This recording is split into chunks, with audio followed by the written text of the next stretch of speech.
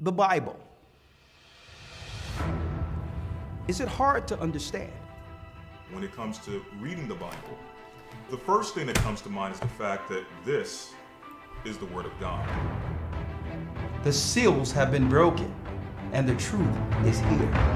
And when we go throughout the scriptures, when we go throughout extra biblical records, we find that the language that God employed, that He used to create the heavens and the earth, was the Hebrew language. Christ said, I came for the lost sheep of the house of Israel. But yet no one, no religious leader, no religious church out there anywhere can now identify the 12 tribes of Israel. Can we? God is quite simple, but it seems as if man makes understanding Him hard. What are those mysteries? The truth of your book and the truth will make you free. The Hebrew and Bible Academy, you're invited.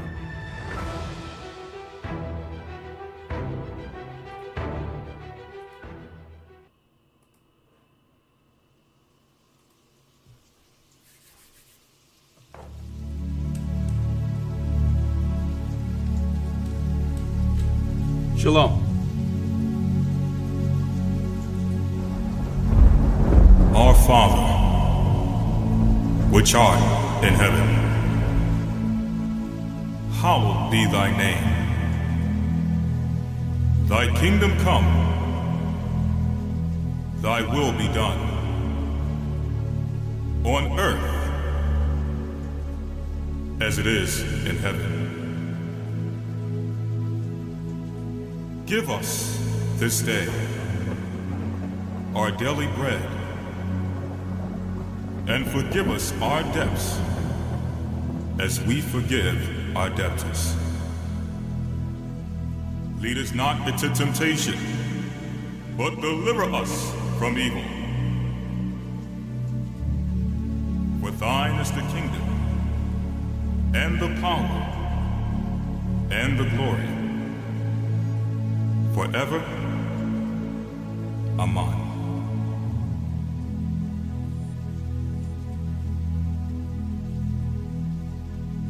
Abba Noah, Shabbat Shemaya, Kodash Haya Shemka AHAYAH, Malakwavka Thaba'a, Ratazawanka Haya Aisha,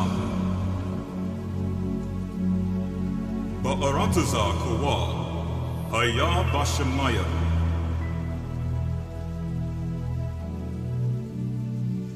Nathunla Nawa, Lakham Kau Yawam, Wasalak Nawa, Kawawaf Nawa, Basalak Nawa, Kawawaf Nawa Wala'a, Abayat Nawa, Anasaya Wan Abal, Awashai Nawa, Manrad Bayalaka, Hamalakwath Waha Allah, Ahathapa Arath, La Iwalamyam Man.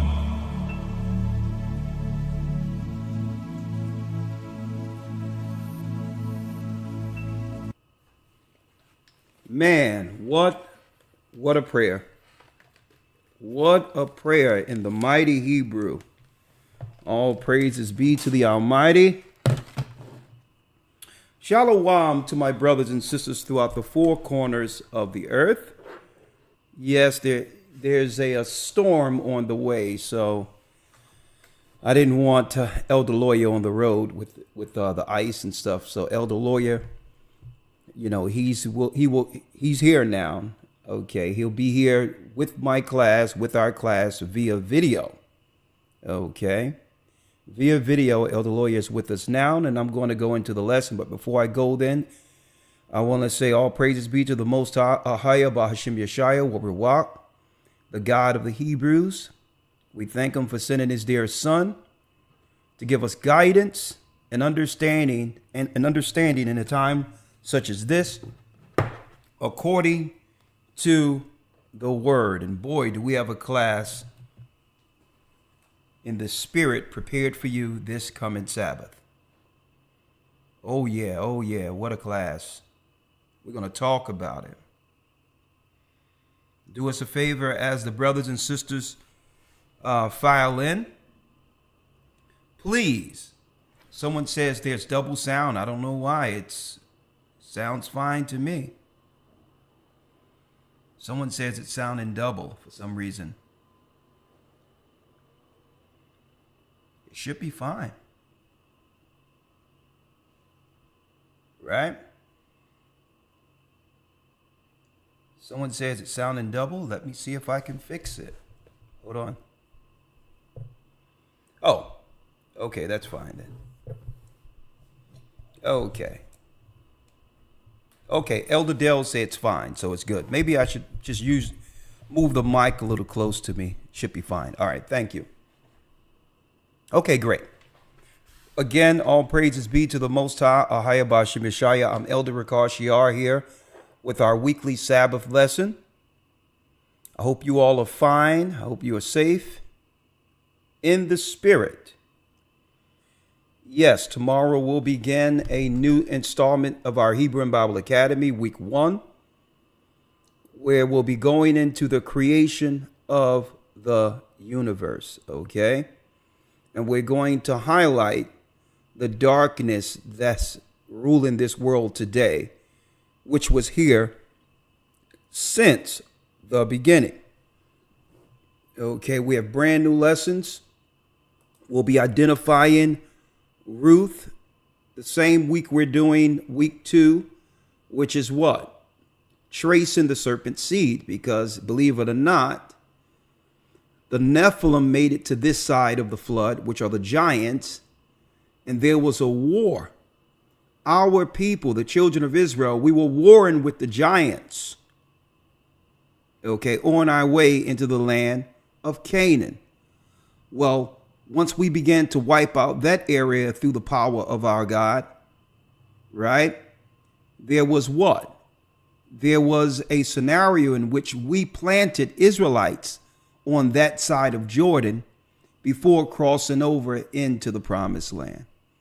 Well, it so happens, and we can prove it, that Ruth comes from that lineage that was left over Jordan, and she was not a Moabite.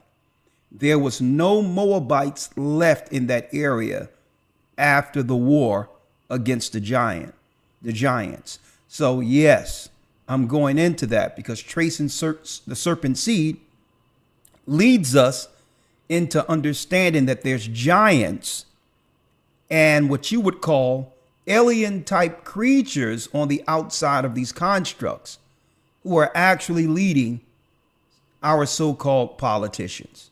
Okay. And this is not conspiracy. It isn't conspiracy. Okay. It isn't anything like that. They've been covering up the true leaders of this earth for a very long time, using people as patsies. Okay.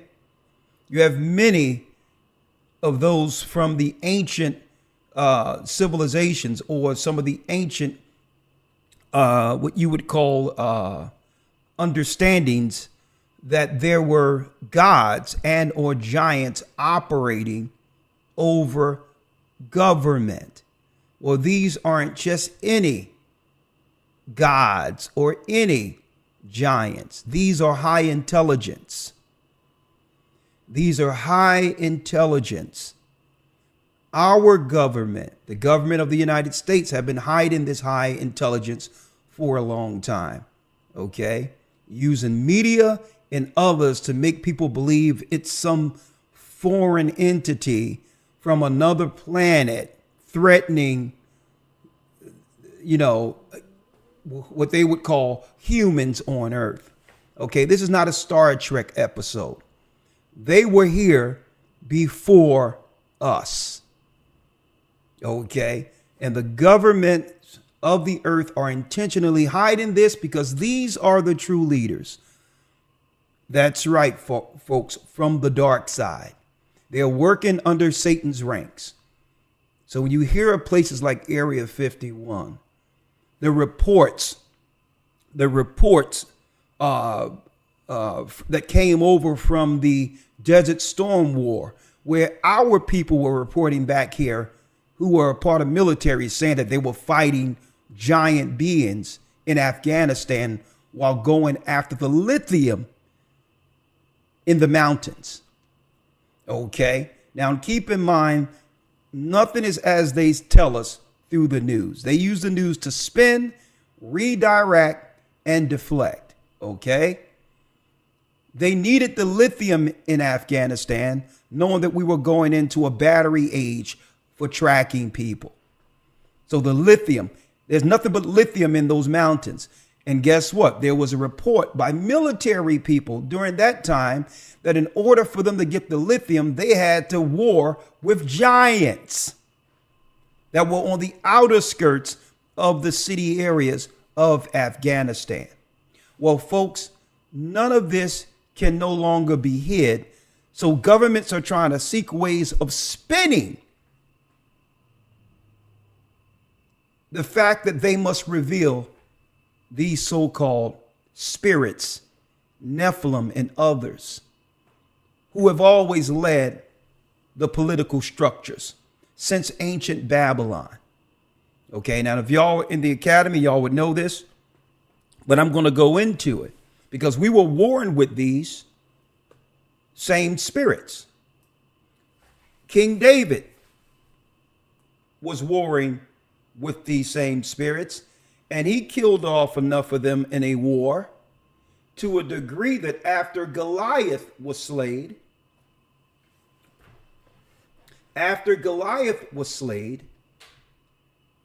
the armies of David chased the Nephilim or giants. They went under a cavern underground where the Gaza Strip is now.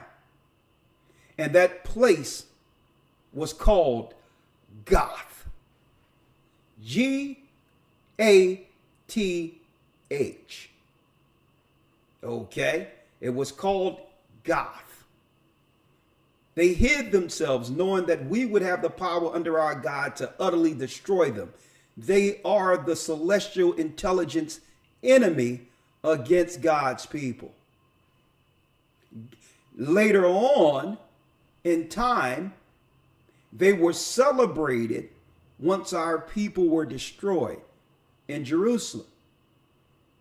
In the Western world, the Vikings and others began to celebrate this intelligence under the religion of Goth. G-O-T-H. So when you see these kids running around with septum rings in their noses, when you see them with black lipstick, black fingernails and all of that, no one is letting you know that they are connected to the same religion that led back to the giants who fled in Goth. Now listen to me and listen to me good, because I'm dropping something on you and I'm quantifying it. But when I go into week 2 with that war against certain seed and Ruth, and they were placed there after a total annihilation of them, you'll see that we have, through the Spirit of the Almighty, have put all the pieces together from this puzzle. Right? So when you go into Nephilim, when you go into Goth, Goth is the city near the Gaza Strip where they're warring right now. When the Romans were able to take that land finally, called Israel, under the guise of World War I and World War II. Okay? They're using people as proxies. They were able to communicate again at Goth with the children of those same beings, that's right, that ran under Gaza. There's a whole city under there. It's called Goth. Gotham City, anyone?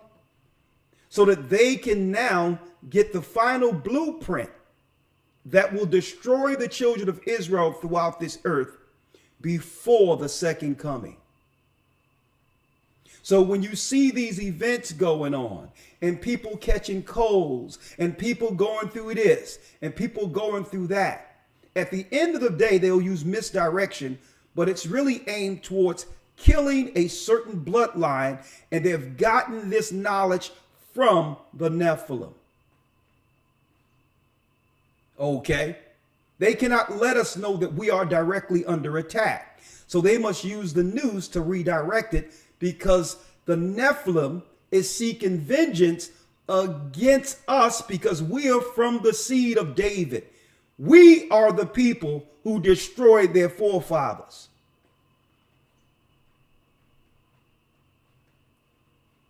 And that's the high intelligence. It was them who told the Bushes and these other people on how to go into Afghanistan, because that's where the lithium is. If they want to fuel their war against us, they must be able to track everyone. It was them that gave them the knowledge in technology and science of genetics, so that we can volunteer our genetics through their institutions, their health institutions, so that they can now separate us from the rest of the people in the earth, knowing that there's a certain bloodline that was prophesied to destroy it all. We are these people.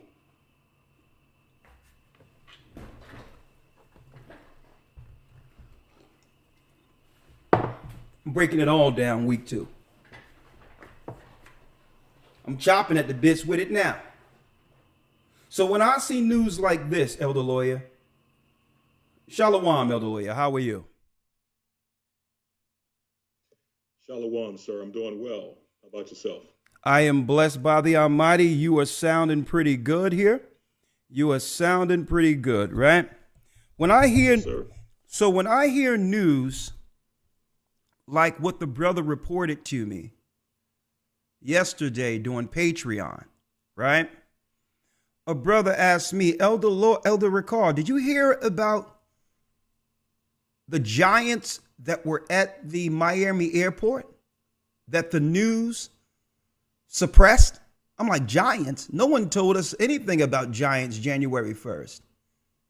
They suppressed that. Did you hear about that, Elder Lawyer? I've heard about it. Yeah, I heard about it, yeah. Yeah. Now, there's some stories. There's people trying to troll and put out certain information, you know, to redirect it and all that. But what I did, Elder Lawyer, is what I did here, and I'm going to show you right here. Let me pull it up. 1 second here. Let me pull it up here.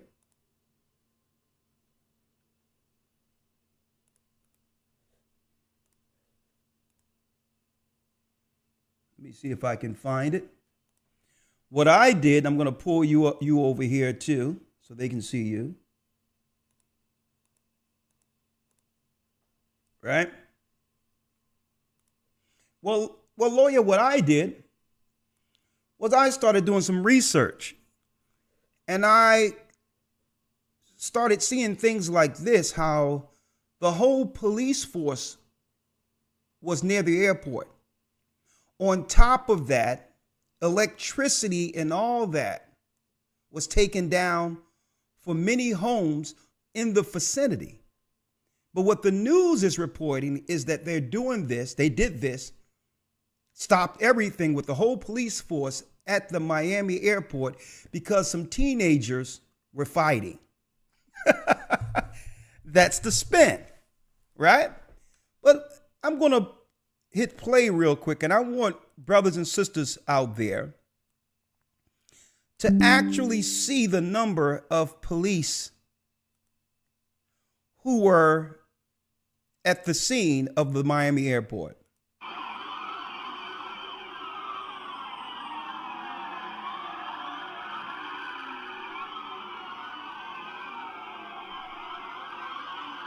That's an aerial view.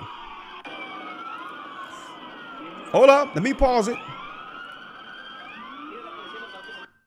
I'm going to pause it here because they had everyone, they couldn't spin this because the whole police department was at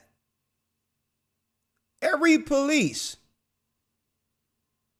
Every police car in Miami was at the Miami airport January 1st. And it was because, and then people were rushing out of here because they say there was something in the airport, Elder Lawyer, giants over 8 feet tall coming after people. And then people pull out their gats and started shooting. Right? Here's the report.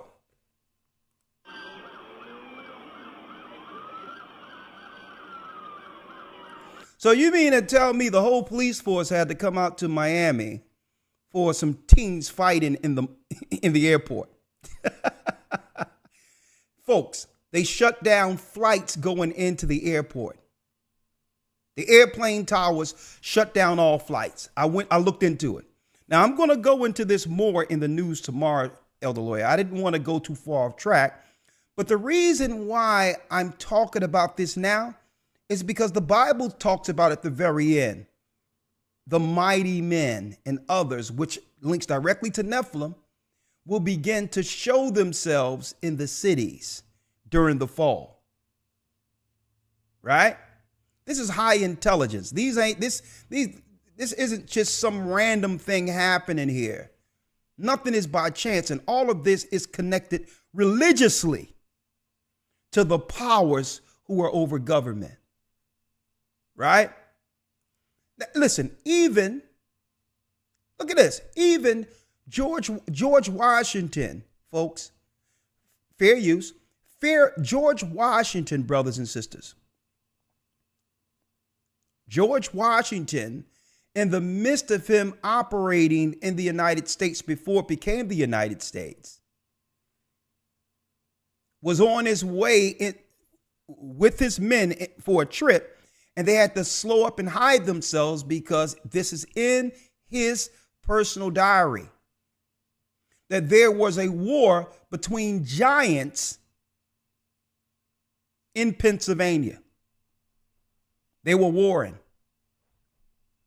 And the information is also verified by the North American Indians that they were giants in fights that slowed George Washington travel up.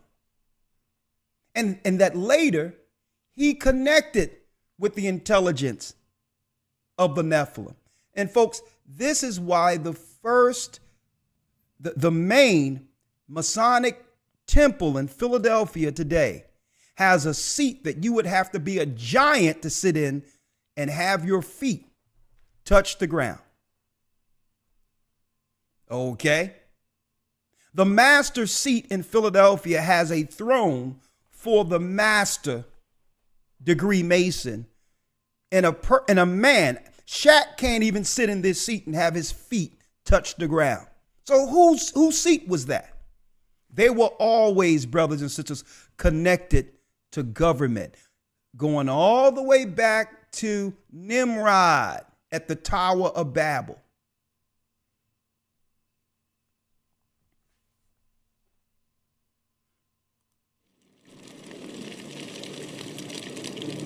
Fair use.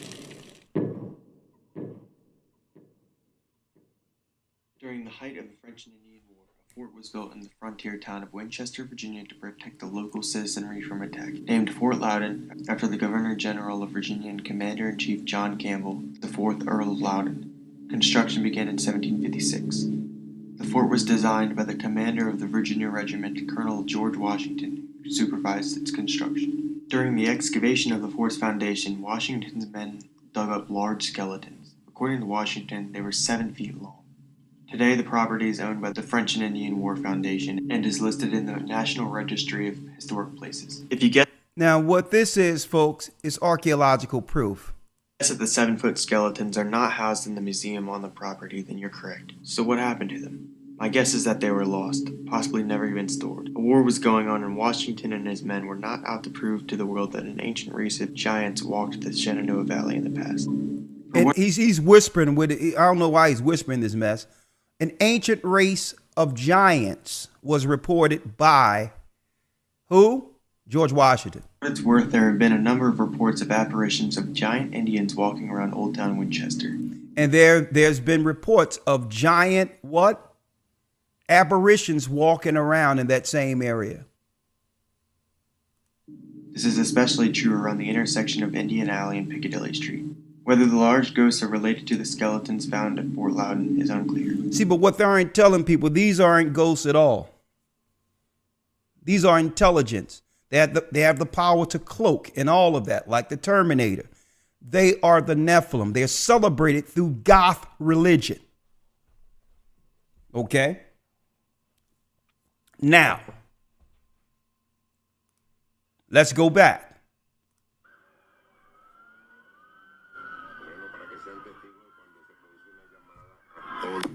Yeah.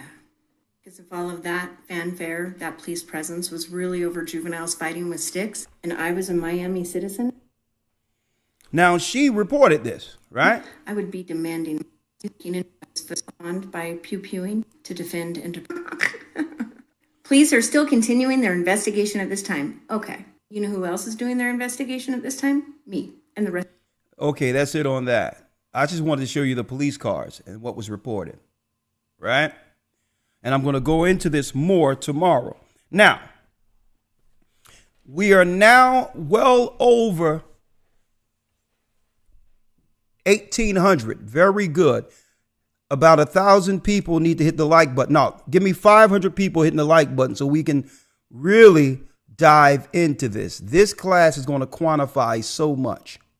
Folks, don't believe anything they're saying on the news. I'm going to tell you, it's a bunch of spin. Okay? If you fall for any of it, you'll fall for all of it. Okay? We're going to give you the true reports according to the Almighty, directly out of the word, so that when you see the news, right, folks, you'll be able to filter through their misdirection and know exactly what they're planning next. That's all. It's quite that simple. Okay. So we're going to jump in, but I would like to emphasize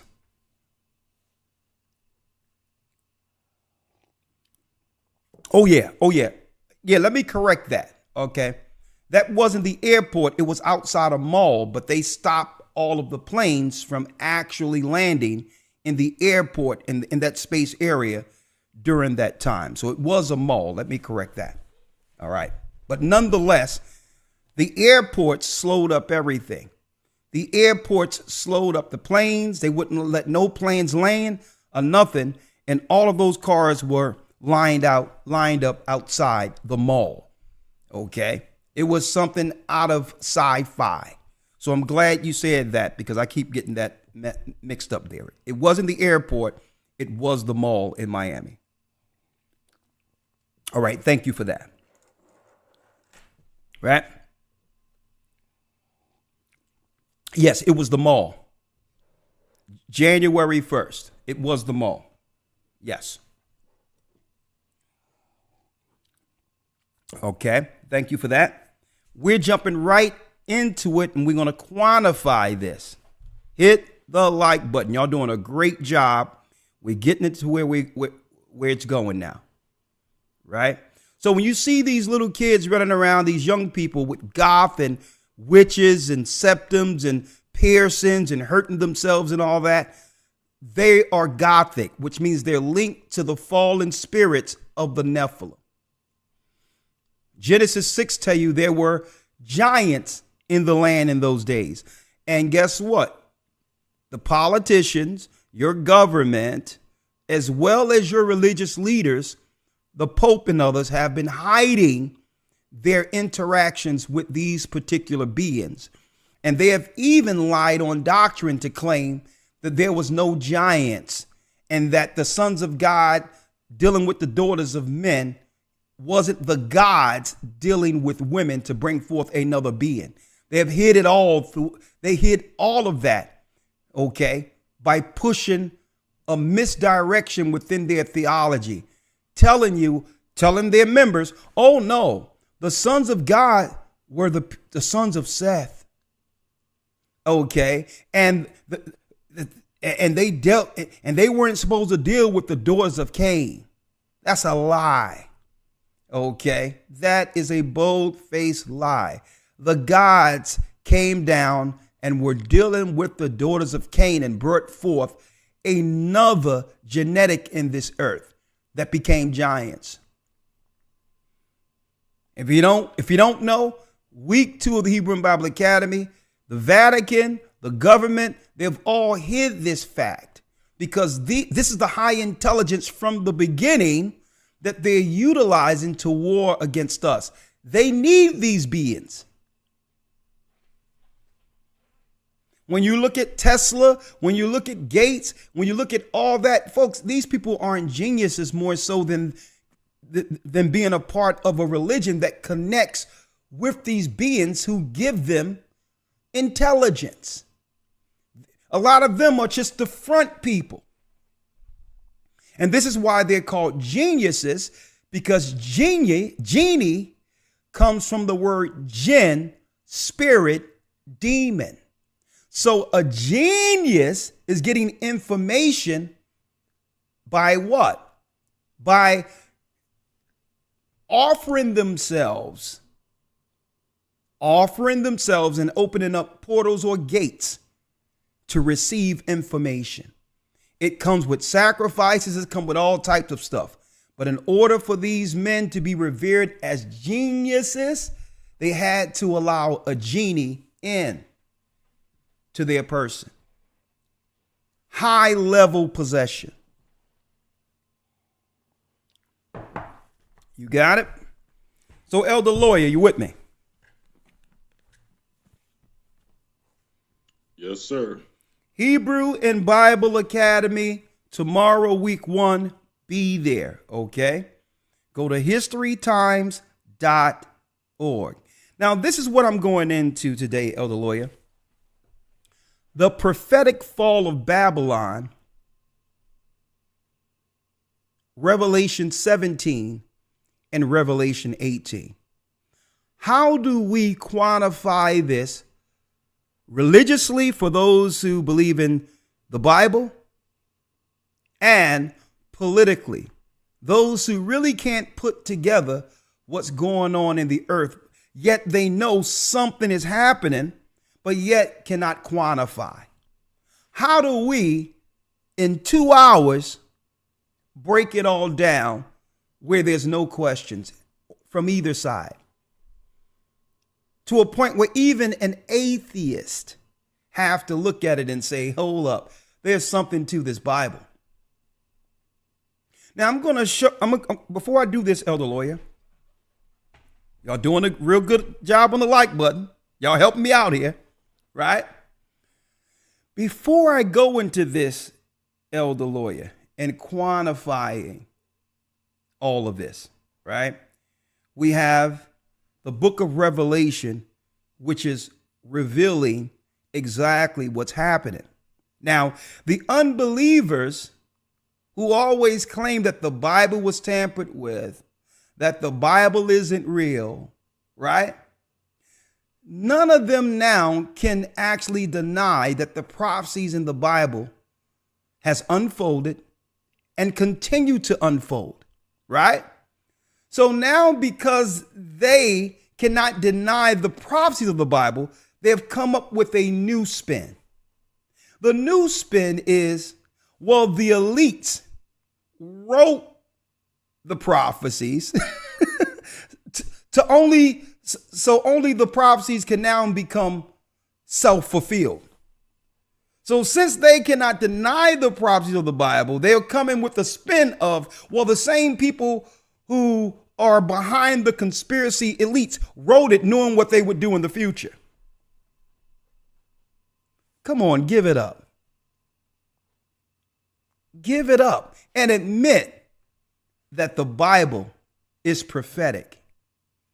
I don't see no one anywhere going into the Quran or any other record in the earth, religious record, that can quantify everything that's going on real time in the earth, no matter what it is.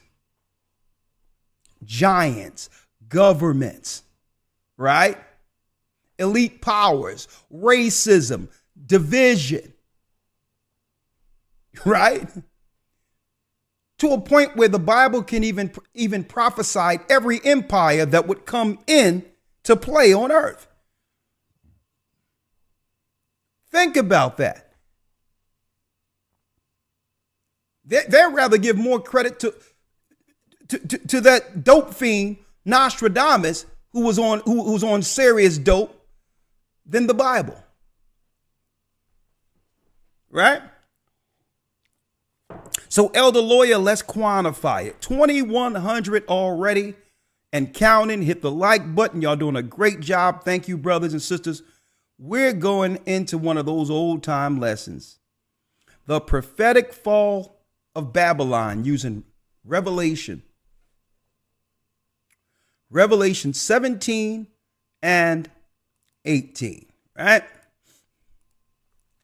Let me do this here.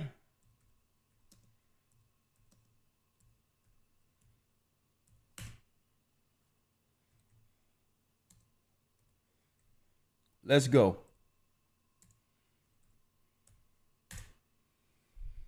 Let's do it.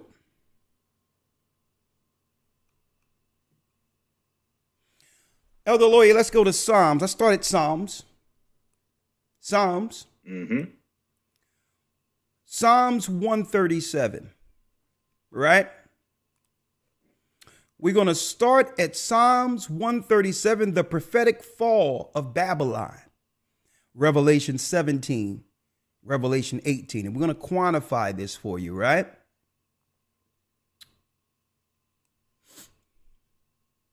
Psalms.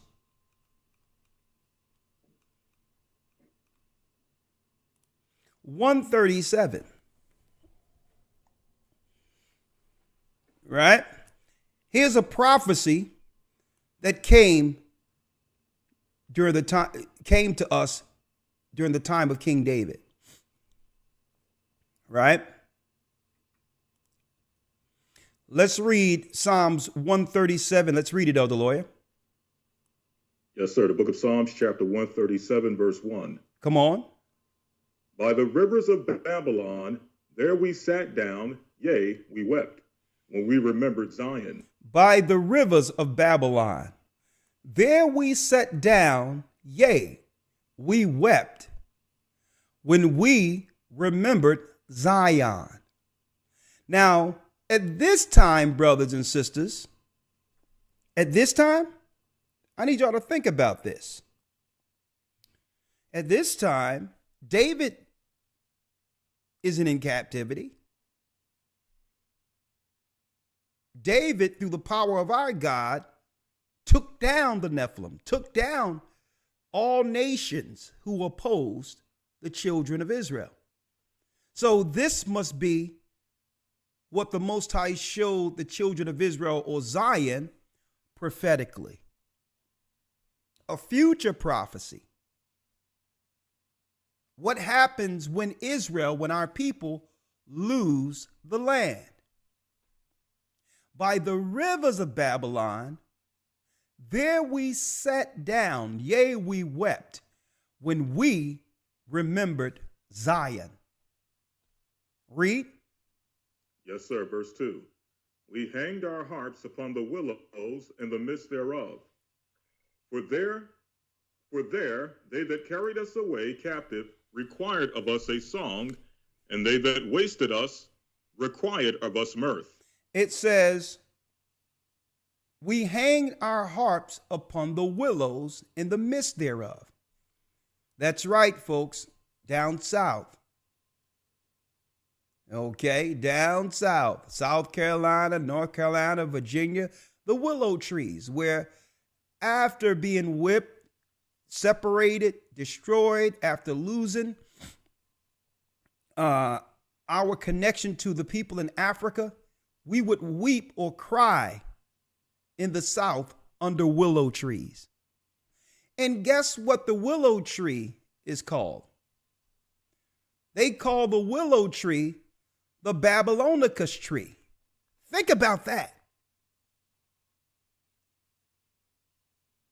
As if David was given an insight, a window into the future of his people, crying for Zion, crying under a tree after being whipped and destroyed by the so-called nations, mainly at this time, the Europeans. Read it. Yes, sir. Verse number 3. For there they that carried us away captive required of us a song. They required of us a what? A song. They required of us a song. The old Negro spirituals. The old Negro spirituals. A whole culture of music that was actually, I would say, cultivated out of that pain. Negro spirituals. Music that will change the world, that came through the pain of our people losing Zion. And they required of us a song. They would hear us singing in the cotton fields. And eventually we would become the entertainment on the weekends for their guests. They would find the greatest talent out of this pain. They would go into the churches to find the greatest artist out of this same pain, to entertain the masters. They required of us a song. Read. And they that wasted us required of us mirth, saying, sing us one of the songs of Zion. Saying, sing us one of the songs of Zion. And then they required us to be happy while doing it. Mirth is, you better not complain. The least you could do is smile when we allow you to entertain our guests. Or you can go back out there where the outhouse is, right? Or you can be out there, or you can come into the house. So they required us to smile in slavery. See? This is a prophecy of a people. Now, David is prophesying the future of the tribes of Judah, Benjamin, and Levi, the northern kingdom. Christ came out of Judah. Right? And even Christ highlight or mark these same captivities when it talks about what? In the book of Luke, where the Romans would come against Jerusalem and his people would eventually go into slavery to serve the nations for the disobedience. So this is just David. Christ talked about this. Read. Yes, sir. Verse number 4. How shall we sing the Lord's song in a strange land? Okay, sometimes it cuts out, Elder Lawyer, when you're talking. It's like pixelated or something. Are you using the computer? No, sir. Okay, let's read that again. All right, verse number 4. How shall we sing the Lord's song in a strange land? And that's what our people was asking. How can we celebrate and sing the Lord's song as if we as a people have no homeland? Folks, Africa is not our homeland.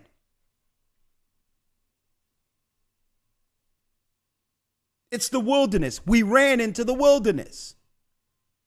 Jerusalem is our homeland. Our people in Africa are enslaved on that landmass as much as we are enslaved here. How shall we sing the Lord's song in a strange land?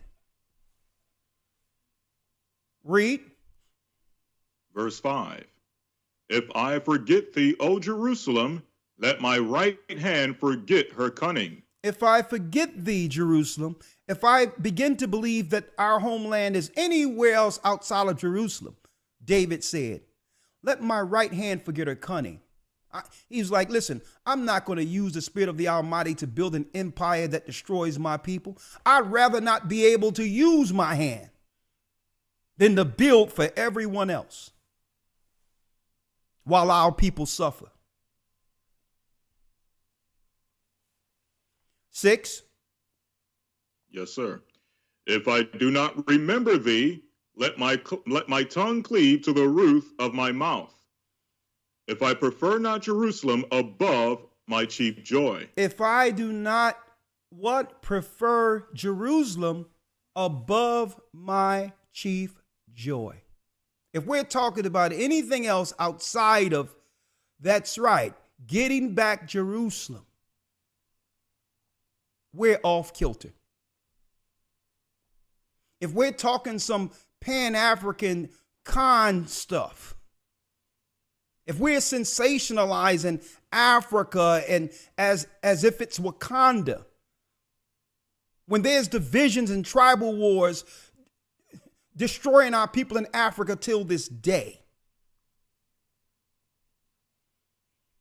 if we're not on code with understanding that the mark that we are seeking to hit is Jerusalem, even David said, our king, let my tongue cleave to my mouth. What am I talking about if it's not talking about gathering our people together under one empire like we once were under David?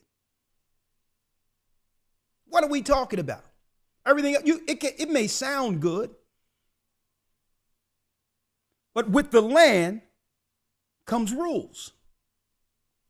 See, there is no rules to talk about coming together as black people. That's ridiculous. But there's rules if we're remembering Jerusalem, because now what comes to mind is how we lost Jerusalem. We lost Jerusalem because we were off code with the law given by our God. Now it comes with an action to receive the land lost, that was lost by the sins of our forefathers. But if I start talking about Pan-Africanism and all this other mess, where's the rules for that?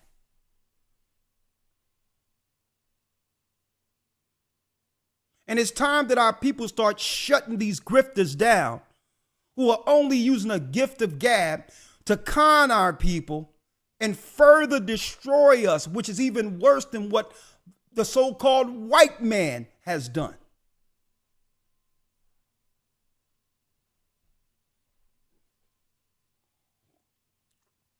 What's worse?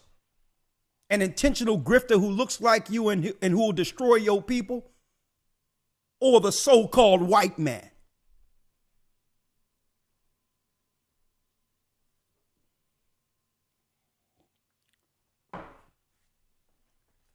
If I do not remember thee, David stated, let my tongue cleave to the roof of my mouth. I'd rather shut up than speak anything outside of bringing our people back under one accord with God, because that's the only way to defeat the enemy. We're going to need spiritual help from the same God who prophesied this condition. There's no way. Nate, let me tell y'all something, folks, real quick. There was no way any nation could have took us down without spiritual intervention. God had to do something that would allow them. We are too strong to be taken down as a people. If God didn't intervene to do something to us that would allow them to take us over, there's no way the white man or any other person could have touched us. We're in slavery. We're not in slavery, not chattel slavery. But we're right now paying tribute to the enemy. With the deck stacked against our people and still excel. Think about that. So if God didn't come in and intervene to do something that would allow these nations to take us down, there's no way they would have took us.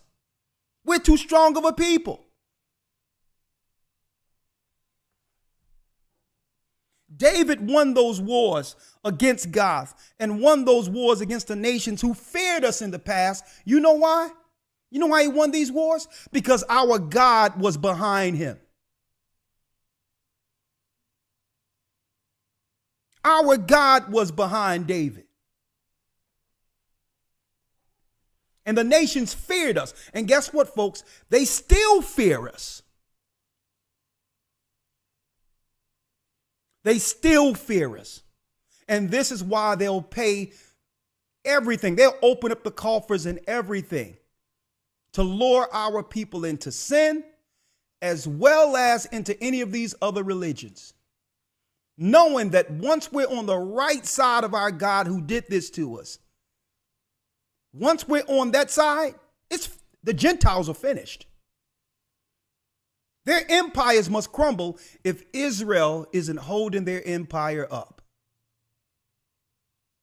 So they still fear what will become. So that's why they spend all the money keeping us in sin, destroyed, destitute, and they will incentivize us following their religions. Right?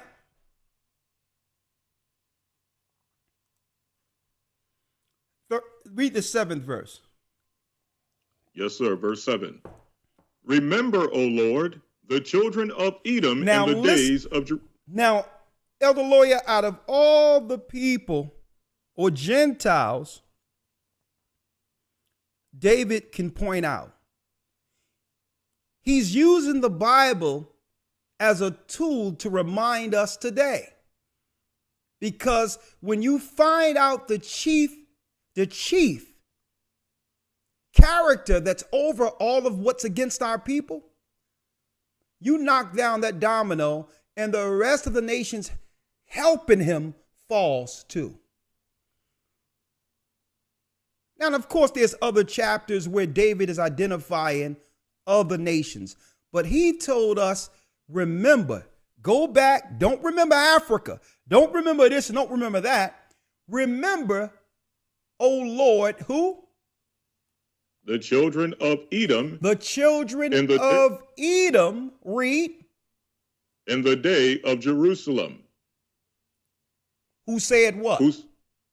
Who said, raise it, even to the foundation thereof. So now that David is letting us know what people came in to destroy our original homeland, Jerusalem. It were the Edomites, the Romans. And it said, remember Edom. So if we're going to remember Edom, we must now go to, it says, remember the children of Edom. They were the ones responsible for taking down Jerusalem, the Roman Empire.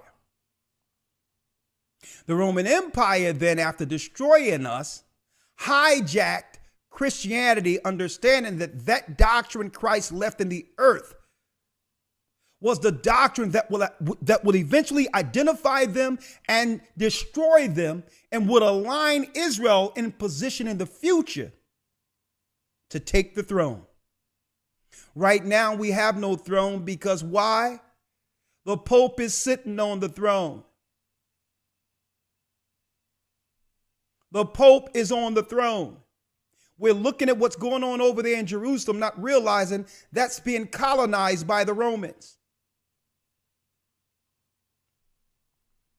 So we have to go back to the man who prophesied, who had the throne, David himself, who said what? Remember, O Lord, the children of Edom. Now, Edom have gone through great lengths to hide his identity. He's the invisible man. I'm here, but really I'm not here. He have assimilated himself within all cultures so to hide himself. But the Bible identifies him. Remember the Lord, the children of Edom in the day of Jerusalem, who said, raise it, even to the foundations thereof. Who raised Jerusalem? According to history, the Romans. The Romans.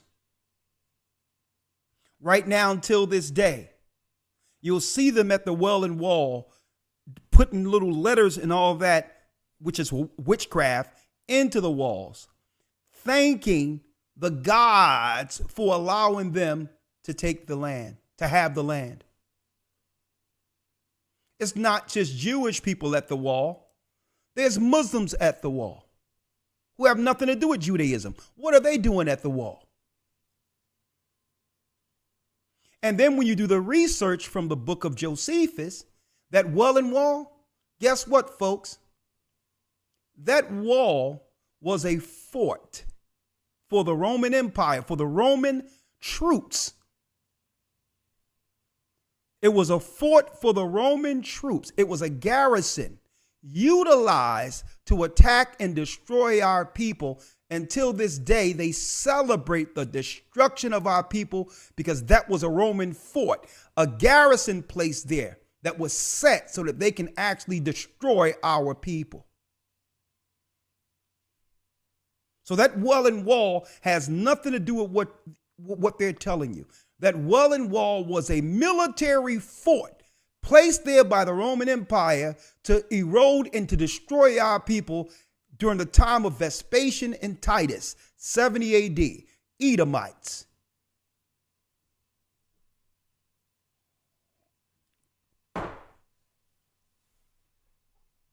And now what they do, they celebrate and pay homage to the wall, being the idolaters they are, in reverence of Satan, the God they worship, who've given them preeminence and power for a time. That's right. But guess what? Their time is running out. The children of Israel has awakened. Now, when it says, remember Edom, well, let's remember Edom. Elder Lawyer, Book of Obadiah.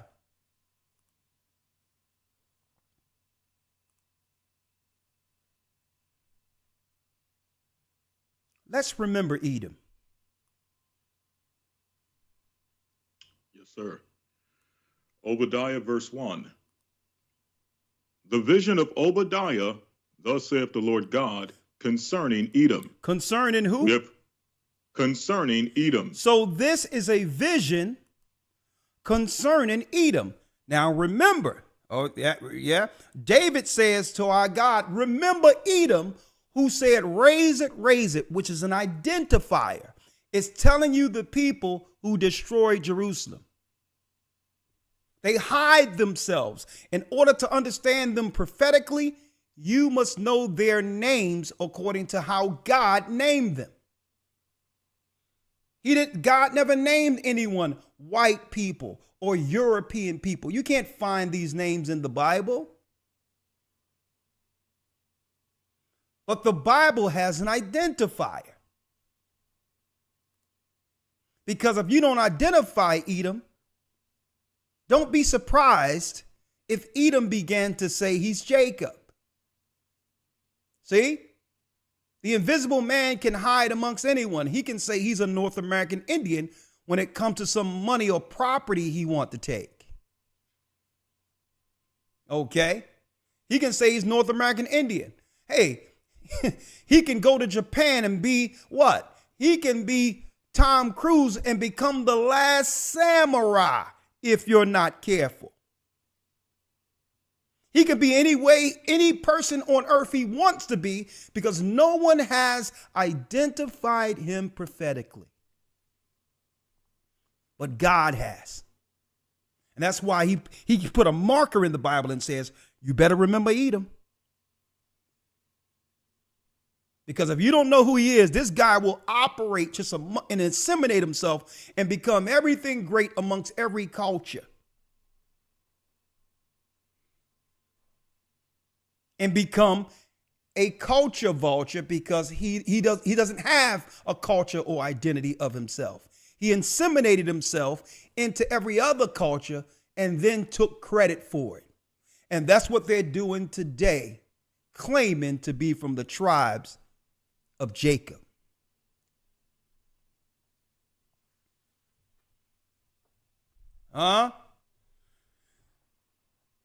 Let's read it. The vision of Obadiah. Yes, sir. The vision of Obadiah. Thus saith the Lord God concerning Edom. We have heard a rumor from the Lord, and an ambassador is sent among the heathen. Arise ye, and let us rise up against her in battle. And that ambassador is Iran. That have nothing to do with Gumnasser, the ambassador of Egypt. This ambassador is Iran. Isaiah the 13th chapter tells us that Iran is the country that's going to help fracture the empire.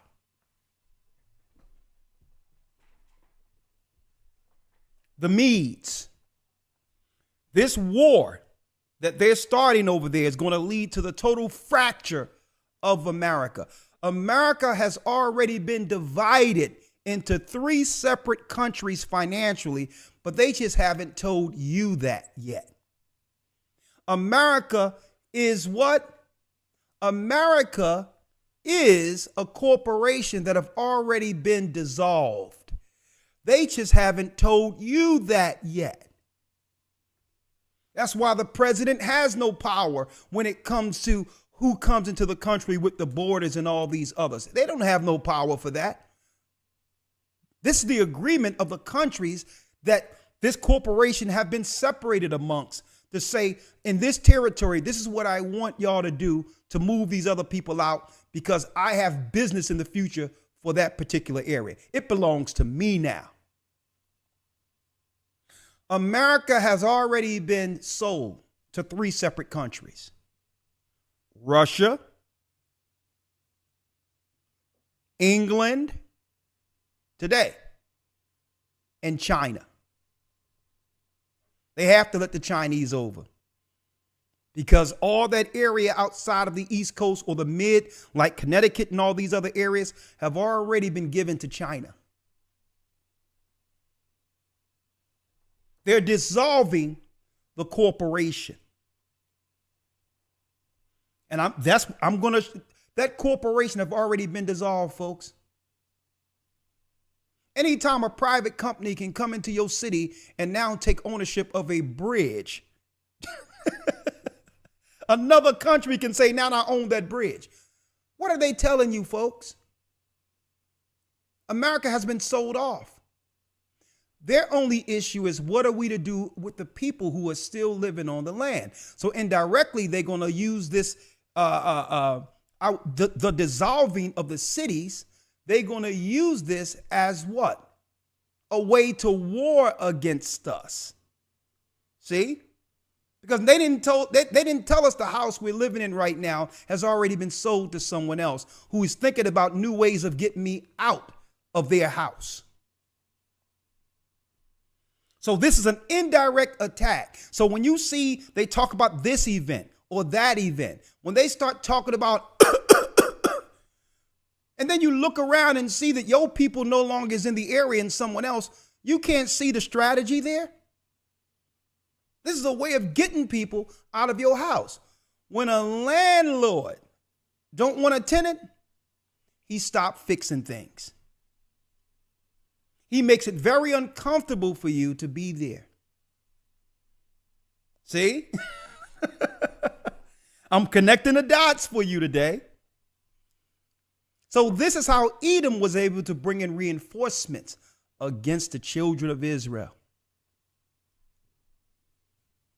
Right? Read it again, Elder Lawyer. Yes, sir. Verse number 1. Come on. The vision of Obadiah, thus saith the Lord God concerning Edom.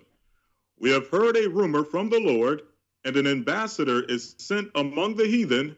Arise ye, and let us rise up against her in battle. Read. Behold, I have made thee small among the heathen, thou art greatly despised. I've made you small compared to the other races of people. Another identifier of Edom. He's not the majority. He never was. He only becomes the majority if he can divide everyone else up into separate groups. Instead of us being all the children of Israel, he'll just say, okay, you Negro, you over there, you're a North American Indian. You over there, you're Puerto Rican. You over there, you're Colombian, you're Dominican, you're Jamaican, you're Haitian. And and guess what? If you keep on letting him divide, he won't stop there. He'll start dividing on sexual lines. You're male, you're female, you're whatever you want to identify himself, because he knows there's powers in numbers. Rome was always about that. Divide and conquer.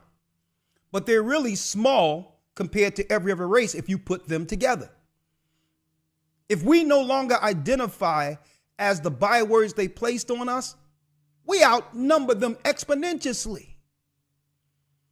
If the North American Indians knew that they were from the tribe of Gad, if the Jamaicans knew that they were from the tribe of Benjamin, if the Haitians knew they were from the tribe of Levi, if the African tribes over there, the Ashantis and others, knew that they were Benjamin, if the Guyanians knew that they were Judah, if the Puerto Ricans knew that they were Ephraim, on and on and on, folks. If the Venezuelans knew that they were Asher, if the Colombians knew that they were Asher, imagine they could no longer call us a minority. See? So the Bible says, here's another trick with Edom: divide and conquer. I have made thee small amongst the heathen. Right? Amongst the nations. Thou art what, elder lawyer? Thou art greatly despised. And it says they are greatly despised. Why? Their politics. Their politics is destructive. Even when they align themselves with an ally, eventually they double cross everyone they align themselves with. And therefore, the people of these countries will begin to resent them. So political resentment happens. Because what? Edom isn't forthright. He's not forthright. He's not telling the Gentiles, I'm just putting you on board to help me against my little brother Jacob. But make no bones about it, I'm not here to share power equally with you, even though he'll make the nations believe he is. And they'll begin to despise them, Esau, because they thought they was on board to be able to share equally. And once Esau gained power, he now aligned war against his allies.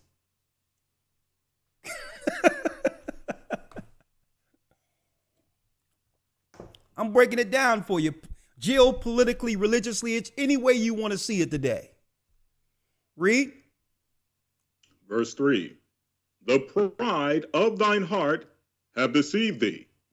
Thou that dwellest... Elder lawyer, do me a favor. Switch to that other mic for me real quick, if you can.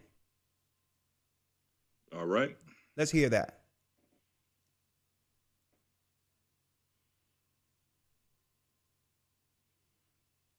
One moment.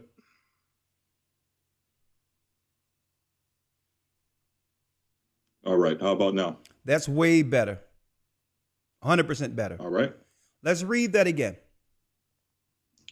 All right. The pride of thine heart have deceived thee, thou that dwellest in the clefts of the rock, whose habitation is high, that saith in his heart, who shall bring me down to the ground? It says, the pride of thine heart have deceived thee, thou that dwellest in the clefts of the rocks.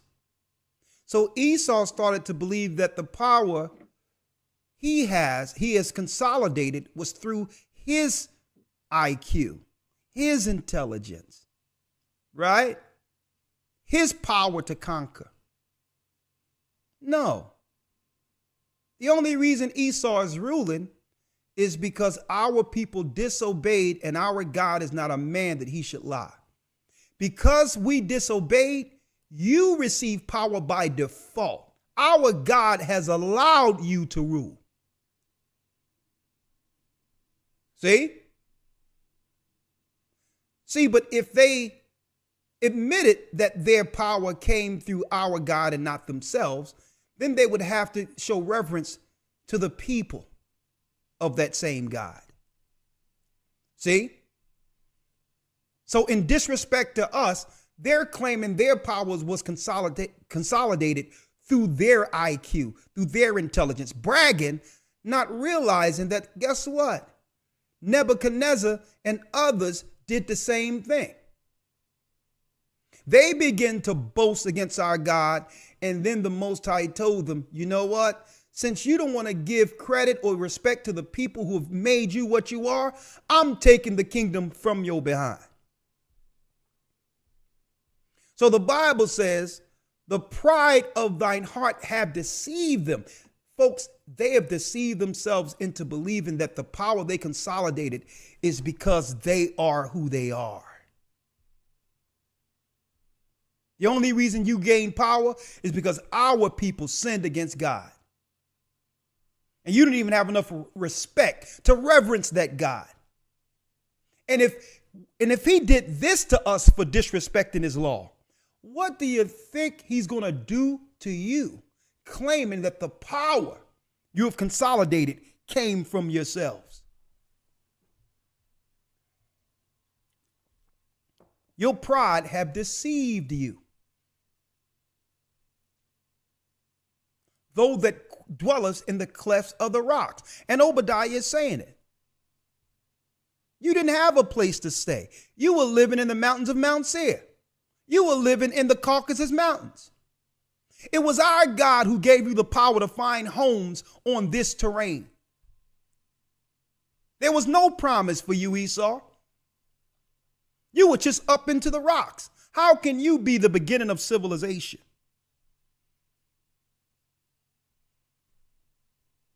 Madman. Okay? At least give credit to the God who've given you strength and power for a time. Whose habitation is high. It's speaking of what? Building these high skyscrapers. When in the law, when you look at, even in the law, most of the buildings went to 3 stories. So they will build skyscrapers to mimic the mountains they came out of, so that they can have a bird's eye view, literally, on all the land they've conquered. Who saith in his heart, what, elder lawyer? Who shall bring me down to the ground? Who can take us down? Look at all the power and wealth we've accumulated. Who can stop us? God can stop you. That's who. God can stop you. And he can use his people to do it. Not carnally, not with a gun, not with an arrow. Because the weapons of our warfare isn't carnal. The greatest weapon Jacob has against Esau is truth. When you build an empire, when you build a world on a foundation of lies, understand truth becomes its greatest enemy. See? So they claiming, who shall bring me down to the ground? The truth is bringing you down to the ground as we speak. Read. Here's the piece I wanted, elder lawyer. Yes, sir. Verse 4. Though thou exalt thyself as the eagle. Though thou exalt thyself as the what?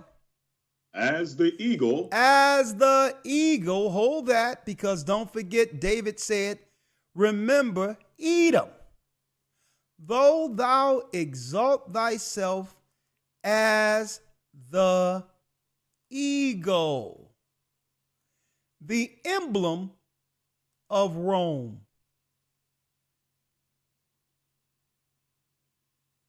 The people the Bible identify as Edomites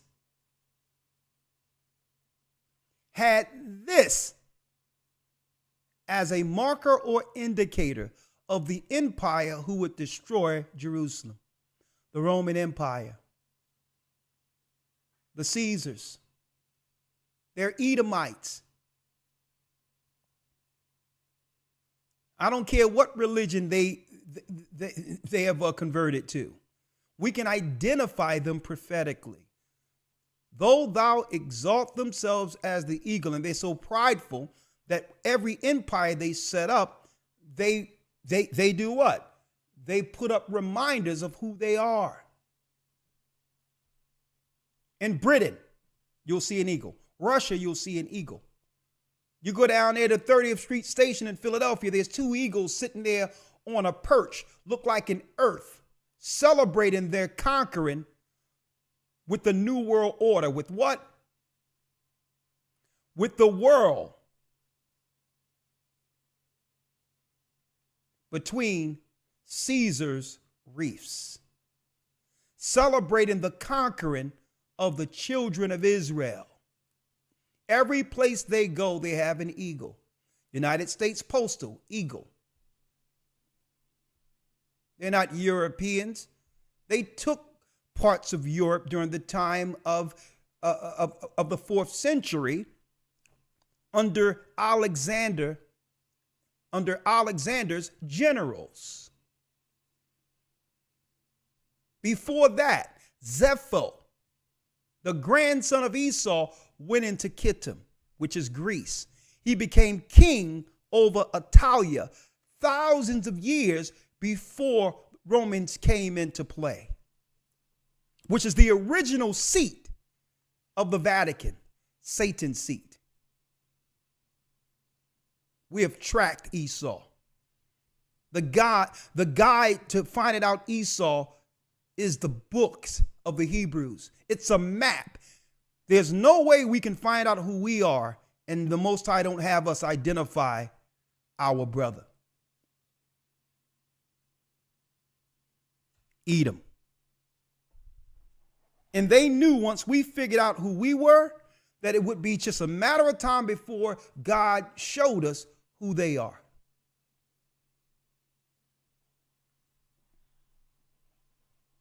Hit that like button. We have 2,700 people up in here. We need to get this over 3,000 a day because we're breaking down Revelations today. You come on now and hit that like button. So this is not a debate. This is no open discussion. The so-called white man isn't Japheth.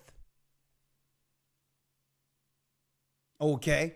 The Arabs aren't Esau. Don't let them deal out that misdirection. Everything I read in the book of Obadiah identify one group of people in this earth, and it goes way back to that prophecy when David said, remember Edom, who in that time would say what? Raise it, raise it. Raise it to the foundations thereof. Well, what people destroy Jerusalem? That's history. It wasn't Japhetic people who destroyed Jerusalem. It was who? Edomites.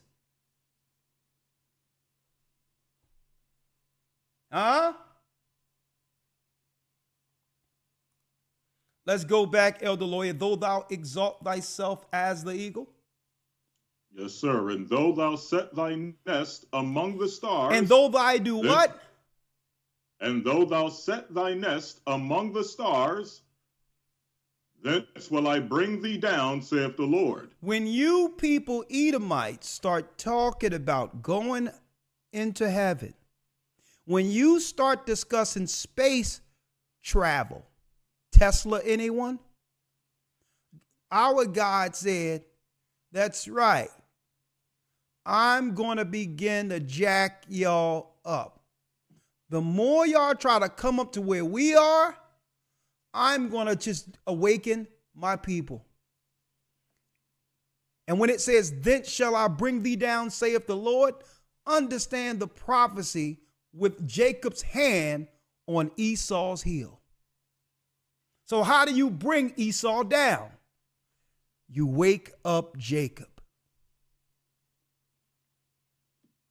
You wake up the lost tribes of Israel. The hand on the heel. Genesis 25. It symbolizes the same people that's going to begin to bring the empire down with truth. The more you try to go out there, that's heaven. The more the Most High is going to awaken the children of Israel. And this is why they came up with this garbage misdirection of my body, my choice, and all this, when only one demographic of people suffering, losing children through the campaign. They'll make you believe it's a woman's right, but at the end of it, you got to look at the people they're seeking to stop multiplying in the earth. They know it because the children, folks, think about this. Look how strong the people are with the truth today who have awakened. Imagine children being raised from birth, this next generation, with the knowledge of who they are without having to fight the programming. Imagine how powerful those people will be. So they understand the magnitude of trying to stop the truth. We had to fight through our programming to find this. Imagine the children who don't have to go through that and know the name of the Most High and are following the laws and all of that without having to fight through their programming. That's how you bring an empire down. A nation of righteous children who are better than the generation before them. They see this happening. They will fight tooth and nail against our people identifying as Israelites, understanding its prophetic impact on their rulership. They only rule because we have sinned against God. Now, suppose we begin to come back to the Almighty and see the value of Christ and walking in his path and how we interact with one another. That action alone destroys the empire. Because in order for them to keep the empire, we must agree with being second-class citizens and subservient to Esau.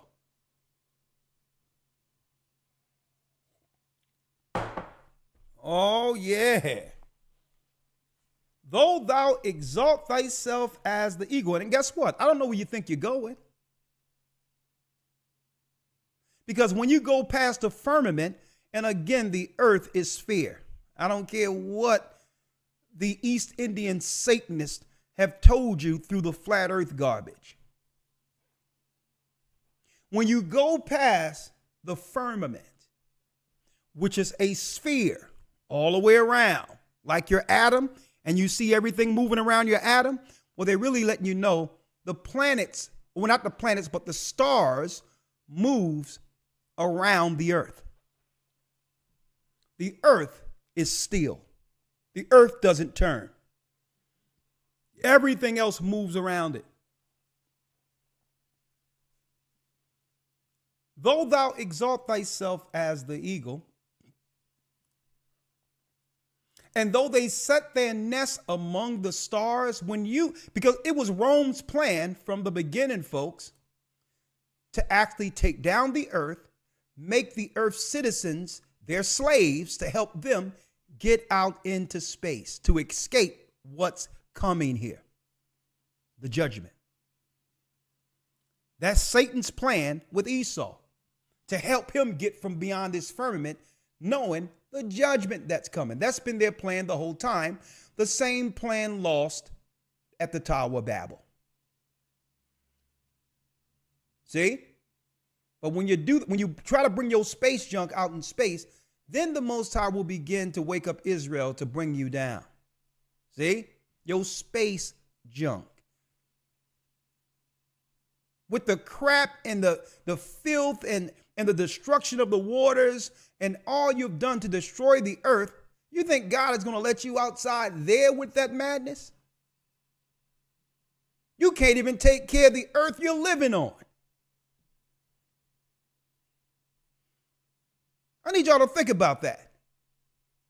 You can't even take care of the place you're living on, where the air you have to breathe, you're poisoning it. The food you have to eat and your children have to eat, you're poisoning it.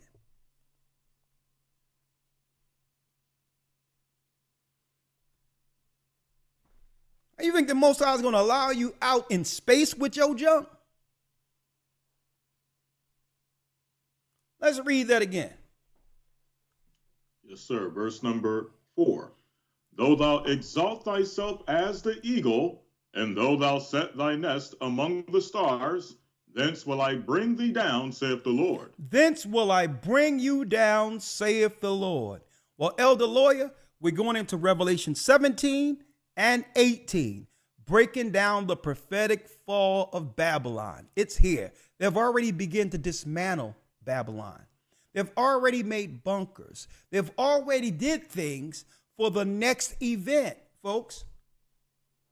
Because they know that Americans, in of itself, or the spirit of America, there's a level of patriotism that would normally resist war against its citizens.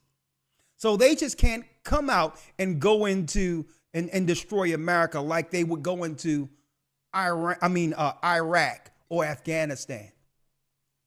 So they know that they can't do it that way, because if they unite Americans together, then it's counterintuitive to their divide and conquer strategy. Because if they were to come against America, it would be the first time all races of people came together to fight darkness. Doesn't matter, black, white, Chinese. If you are an American and you're dealing with the Constitution and you have a right to defend yourselves, guess what? All races would unite together against a foreign enemy coming in to fight the citizens. So they can't take down America that way, because it's counterintuitive. They've done all this work to keep us divided. You think they're going to unite us with a frontal war? Right? I need y'all to think about that. You can say what you want about racism and all these others, but folks, when black men and white men were fighting overseas in those wars and was in those bunkers together and was actually defending one another, they had to come together regardless of their differences, knowing the enemy was seeking to destroy them both. Okay? That's an innate spirit when it comes to survival. See? So you think they're going to do a frontal war or an invasion that would align Americans together with everyone holding a defense tool? That's counterintuitive. They can't do it that way. They must incrementally break America down. And what they need to do is ferment what? An atmosphere where the people hate one another, where the people fight against one another. See, they must ferment that type of ground. And see, and you got to understand, I can break down the scriptures prophetically and not feel a negative against another race of people. And you know why I can do that? First of all, you have to understand, if you're looking at things as God is looking at things, he prophesied all the empires who would rule in the earth. So am I supposed to get mad at the Iranians because they were the Babylonian Assyrians and we had to serve them for a time? Should I hate all Iranians? Okay? No.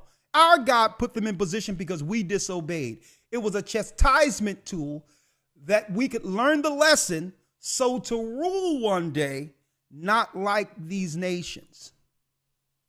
And we would go through these experiences to understand right from wrong. Am I supposed to hate the Babylonians, Assyrians, or the Persians, which are the Iranians? The Babylonian, like the modern day Assyrians. Am I supposed to hate them, or the Cushites because we were under them? Or the Persians, who are the Iranians? Am I supposed to hate them? Well, that's why I can't hate the Greeks or the Romans either. Because it's God's plan for all of these empires before it's our turn. So when you use this Bible to try to point to a specific people to hate, you feed into Satan's divide and conquer program. I can speak about who Esau is prophetically without hating them. And that's where Israelites are going wrong. You ain't supposed to hate these people, because the Most High would do what? He would sever from amongst the Gentiles a people for his name, who will actually serve in the kingdom to come, because they're not going to choose the wickedness of their forefathers.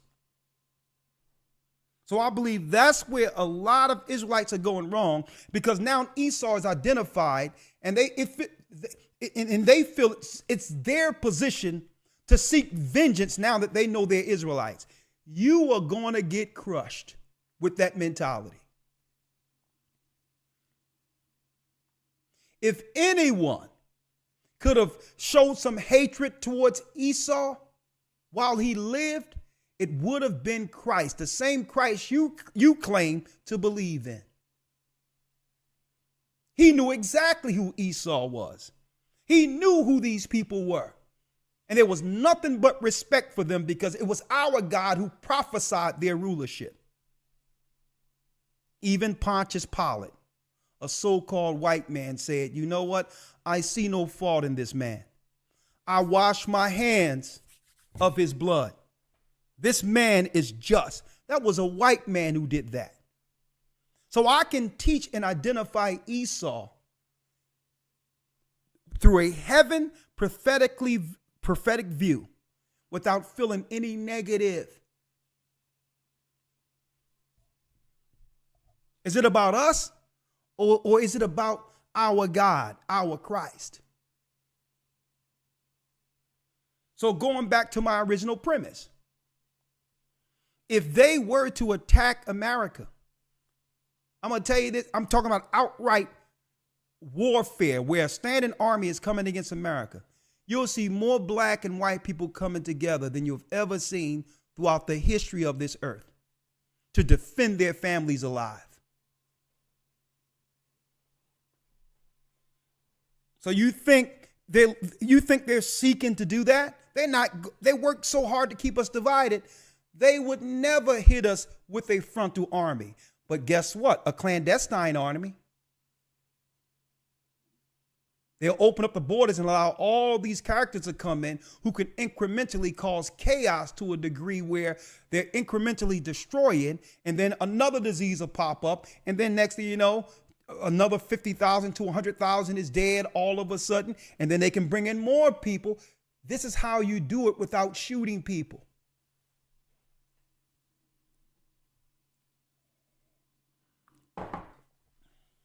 See? I mean, what need they, folks? Think about this. What need they to have a standing army when they can put a witch as a school teacher over your children?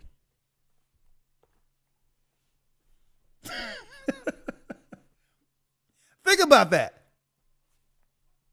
They don't have to destroy. Listen, they have the minds of your children.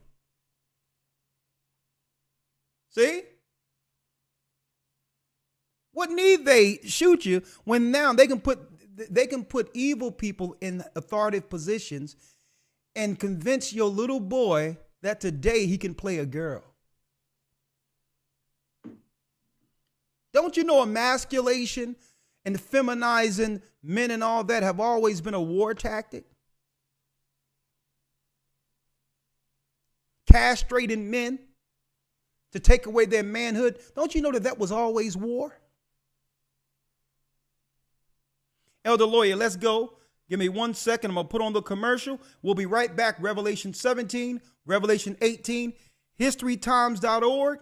Hey, we're almost 3,000. We're hitting them numbers. Hit the like button. I'm going to put this commercial on real quick, and we're going to break it down. The prophetic fall of Babylon, Revelation 17 and 18. Let's go. The Bible. Hold on.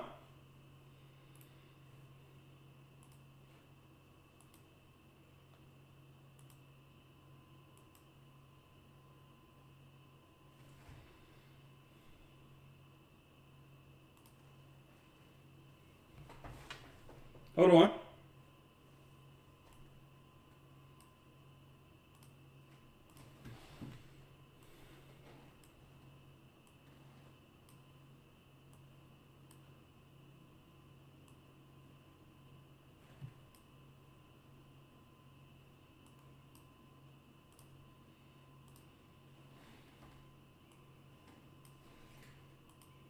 The Bible.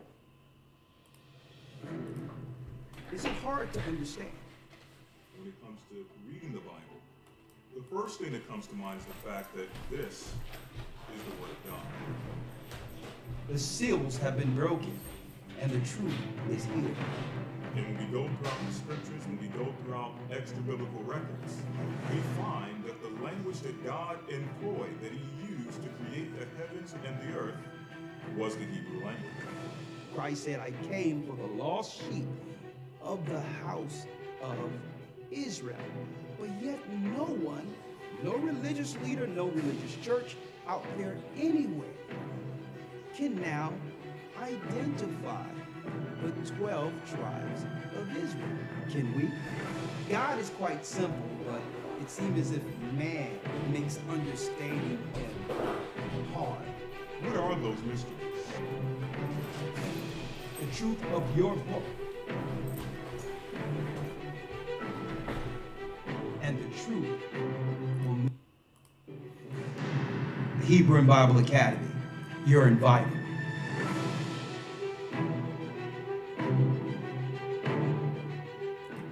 Oh yeah, if you think this lesson is something, wait till you see what's happening tomorrow.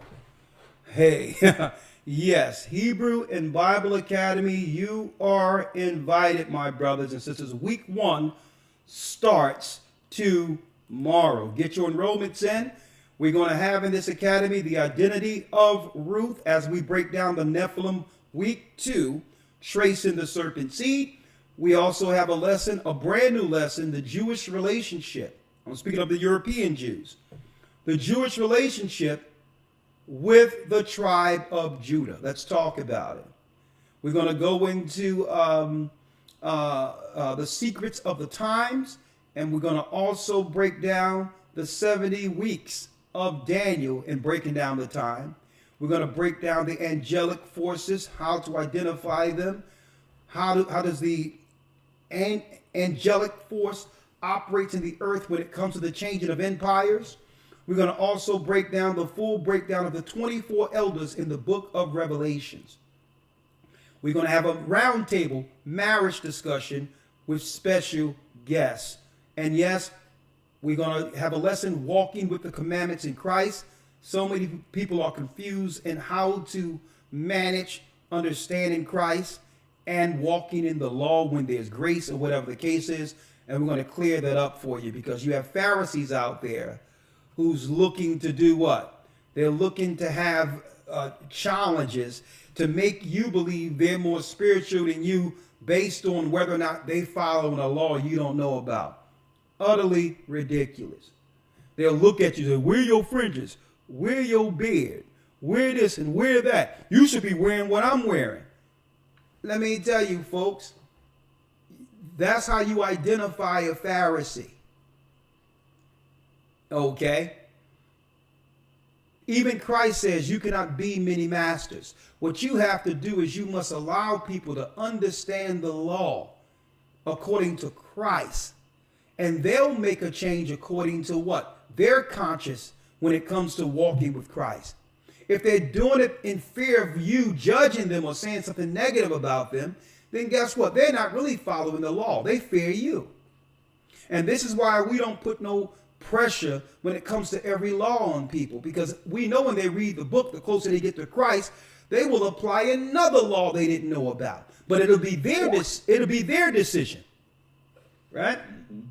Hold on, Elroy.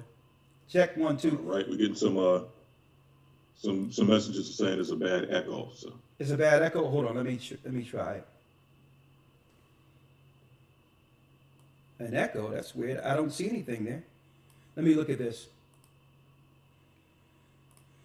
All right. Yeah, that's fine.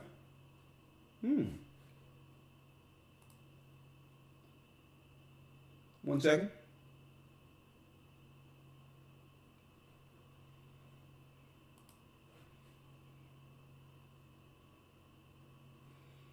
Hey, it looks fine. 1 second.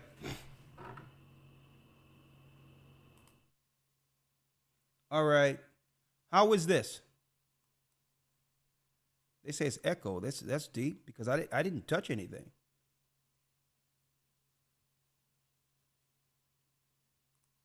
Is this better?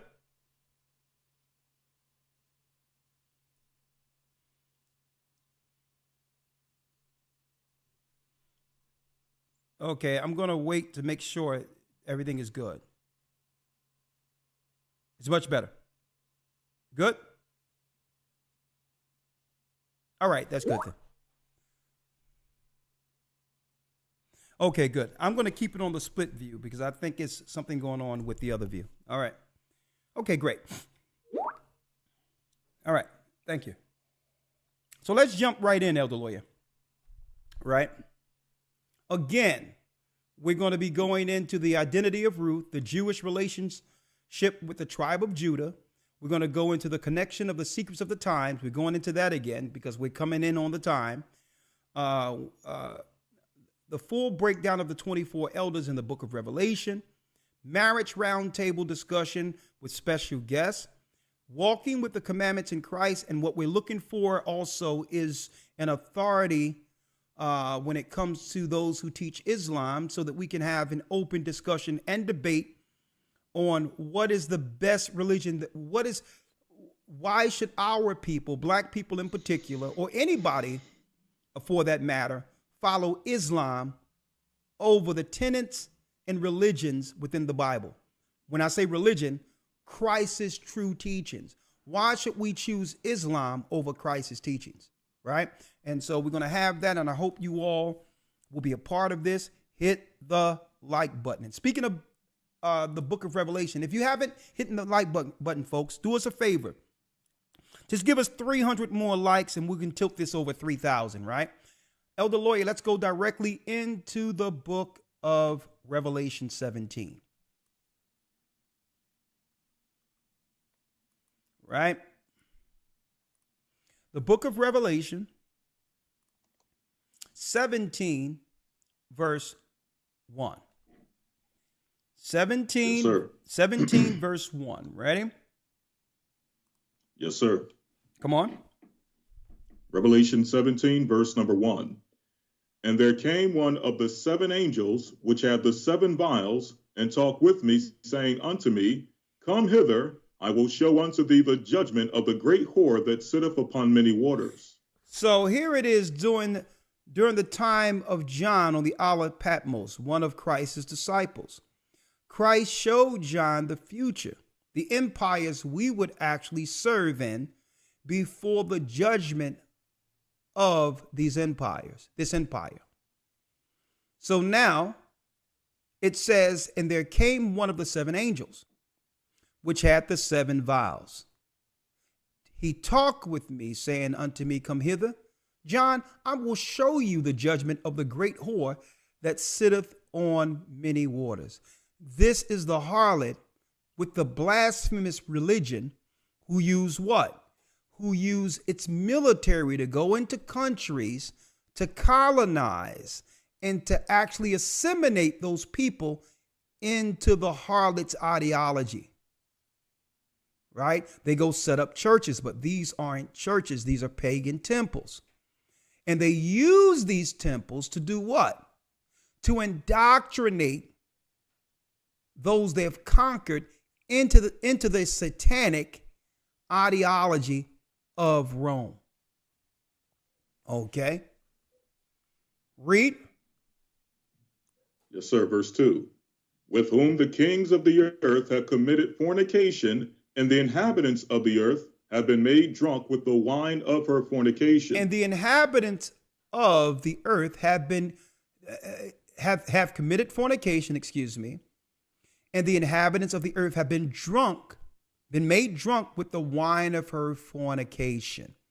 Okay, the spiritual warfare of the Gentiles, following the ideology of Rome, the leaders of the world are now drunk. And they're leading all of their people, their citizens, off a cliff. I see what's going on with Asia and China right now. The Bible says prophesy against Magog. China is leading their people off a cliff for the sake of coin, for the sake of a shekel or some level of power over our people. You're drunk. Right? And it says, been made drunk with the wine of her fornication, which tells us China's really not in charge. The Arabs really aren't in charge. They're all drunk from what? They're all drunk from the chalice of the papacy. They're drunk with power.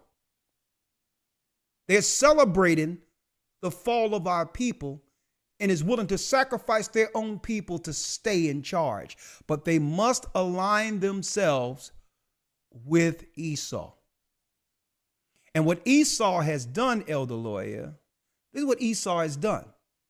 When our people started realizing we were Israel, we began to look at Esau in authority with a side eye. So Esau was like, man, we're not trusted right now. We've been indirectly attacking our brother, but he's realizing that we're behind a conspiracy to take him out.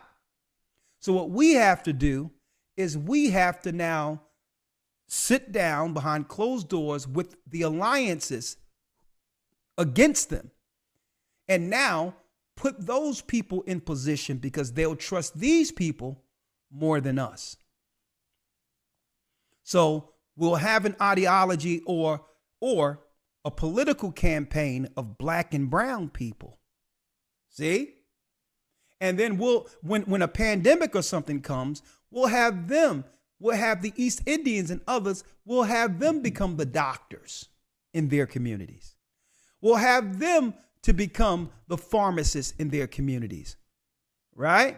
And when there's a situation in the hospital, even though we're the administration, Esau is the administrator controlling everything, they'll be speaking to an East Indian or a person of color, right? They'll be, and guess what? And we'll put a black and brown person in the White House like Kamala to make them believe that there's a representative in the White House for them.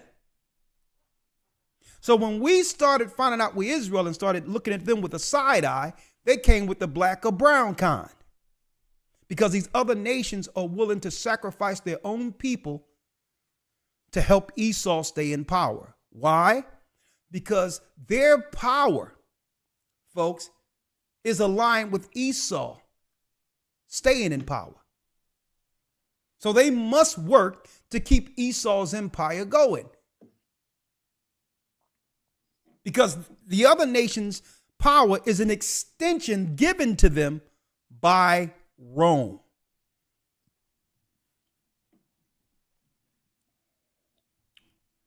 So now we figured it out. We're looking at some people like, where you come from? And they're looking like, and we're like, hold up. How did they switch out all these people and ignore the people in the neighborhood who was living there for for over 100 years almost. How you ignore these people that was living there? How did these other people got all of these high authority positions over the people who live in the cities? If it isn't a conspiracy, if this wasn't a political plan to put some other people in authority over our people. And the only people that they will give power in our communities are the women. Why? Because women, it's been shown through their psychology, are the more agreeable. They're willing to say yes to anything as long as you allow them power. A man would resist. See? So they chose the women in our community because women, it doesn't matter the race, are the more agreeable of the two. You give a woman a position that she never thought she would achieve, and guess what? She'll do anything you want her to do.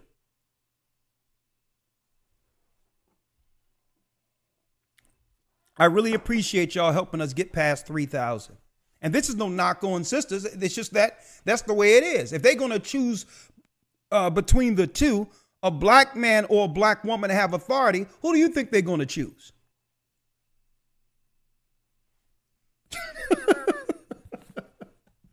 Right? Let's go back. Come on. Yes, sir. Revelation chapter 17, verse number 3. Come on. So he carried me away in the spirit into the wilderness, and I saw a woman sit upon a scarlet-colored beast full of names of blasphemy, having 7 heads and 10 horns. Having 7 heads and 10 horns. So he says, so here it is. John is being carried away in the spirit and see this beast with 7 heads and 10 horns. A scarlet-colored beast. Scarlet is red. Red is who?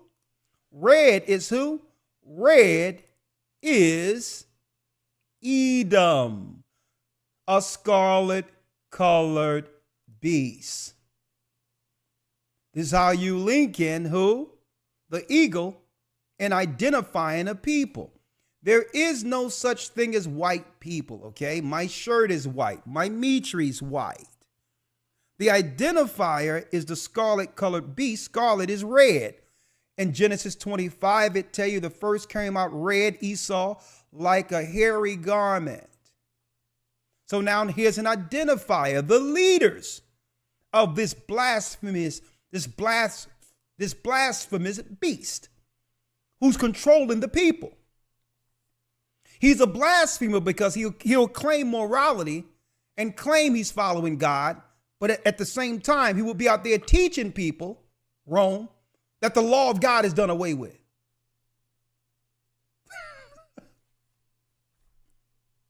Confusing people. He'll tell you he's down with Christ in the Bible, but teach you, and he would celebrate when people do contrary to the laws of the Bible. See? The 7 heads and 10 horns. The 7 heads represents what? Rome. Rome sits on 7 hills. The 10 horns represents the original EU, the European alliances with Italy, Luxembourg, Denmark, Belgium, Netherlands, Germany, Sweden, France, Spain, Great Britain, and Switzerland. 10 Edomite, or what you would call European alliances from the beginning, that had Rome consolidate power. All right? Breaking it down for you, right? Let's go back in. Yes, 4. sir. Revelation 17 and 4.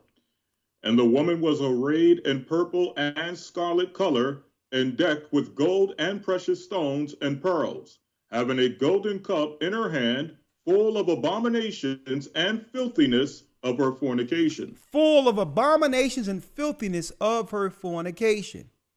And it's speaking of some of the ritualistic acts they must do amongst the priesthood. Folks,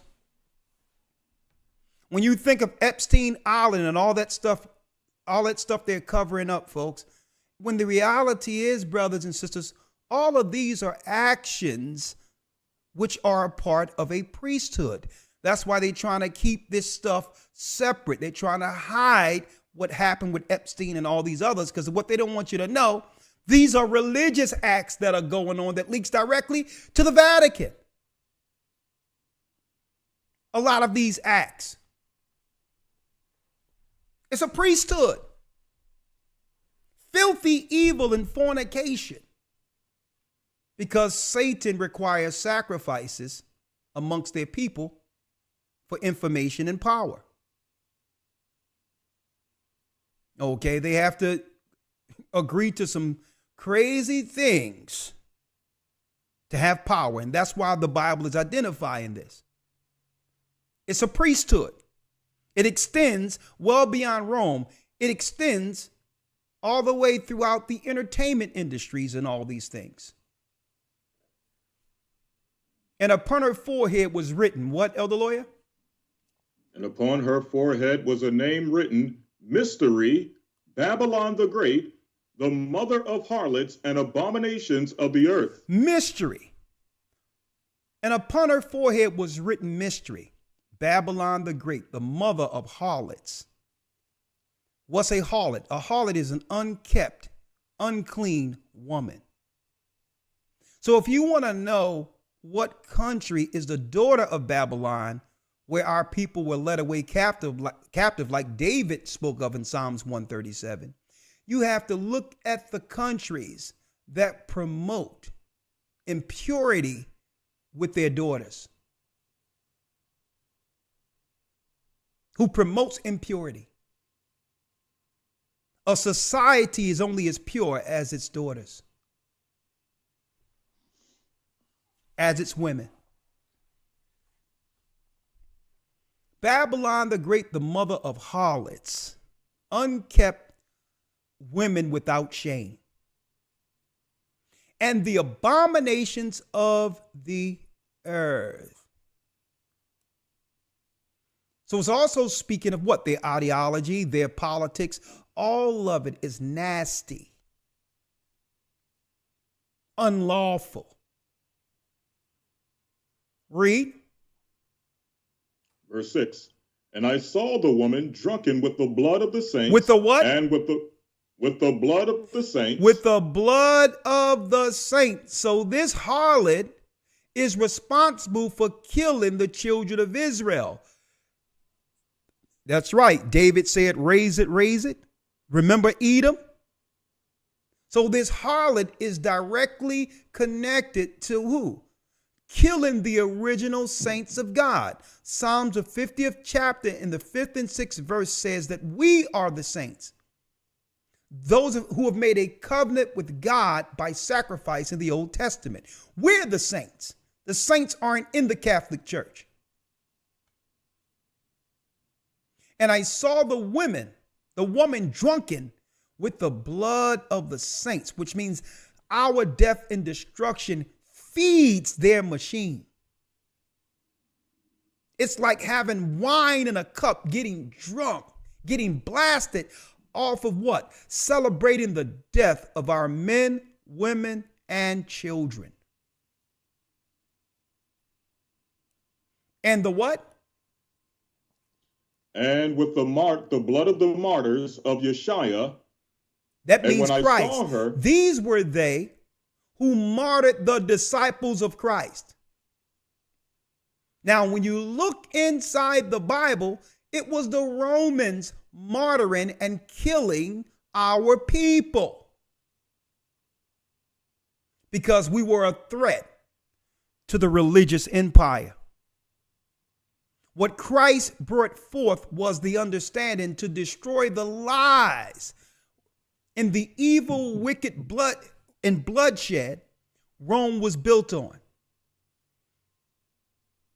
So they had to destroy the people, then infiltrate by bringing a new Christianity, which was really ancient Babylonian paganism.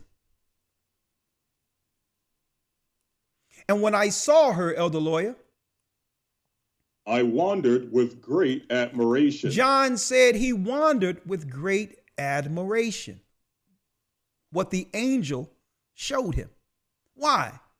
Because you would have thought that an empire this evil and wicked with evil intent against God's people, that everyone on earth would actually recognize who's Edom. He began to admire this because here it is. The world is being absorbed with this evil ideology against God's people and the truth that Christ brought in the earth. So he admired the what? The psychology of this empire. How can you get other people involved or to participate in their own demise? They must be drunk. So even John himself, elder lawyer, began to admire this empire because how can you get people to participate in their own demise? But he gave John, the revelator, insight so that the people who could see will understand to what? To not participate. So you must identify the whore in order to have enough knowledge and understanding to not what? Listen to the harlot. You must identify the harlot's agenda, the harlot's plan. Therefore, when the harlot comes with some type of ideology, you can say thanks, but no thanks. Save the drama for your mama. Give it to your people.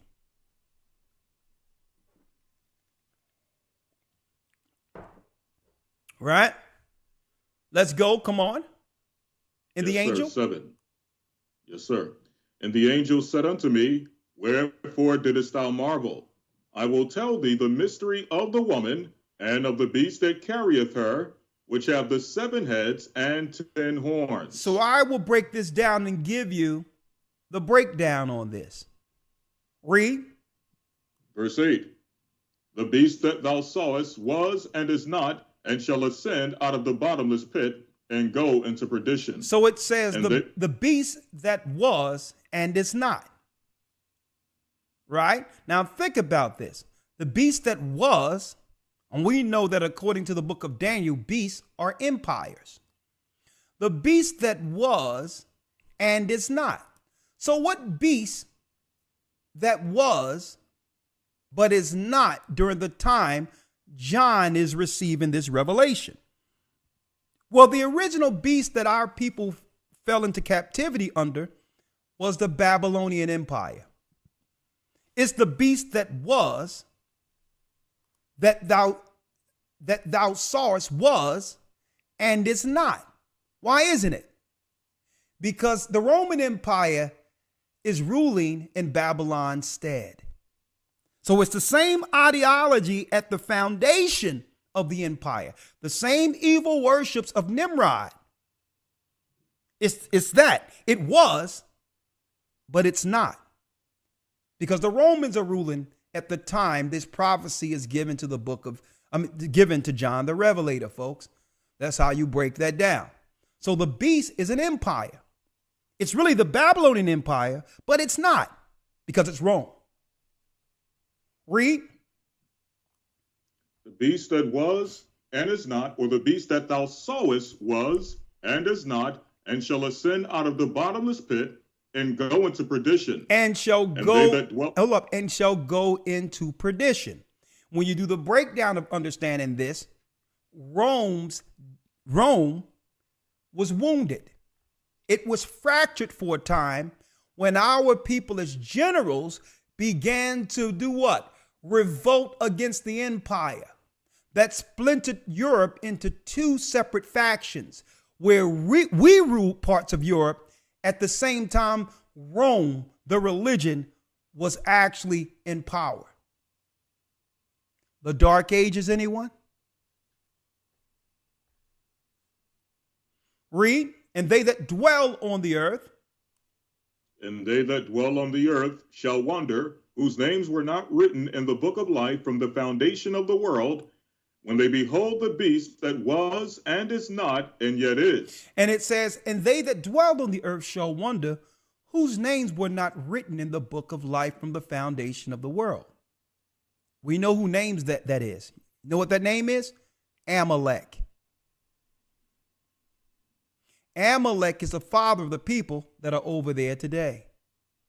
And they are against Christ with their religion because they're not written to live in Christ's kingdom. Why? Because you must believe in Christ to serve in his kingdom. You must believe in Christ to serve in his kingdom.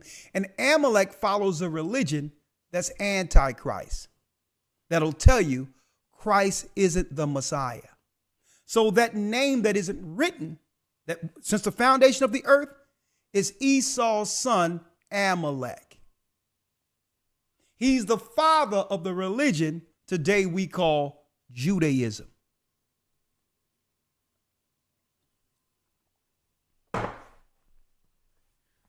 Breaking it down.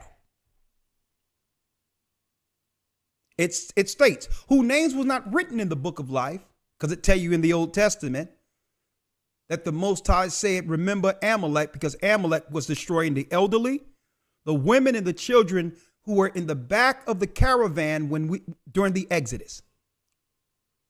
And the Most High said, remember Amalek.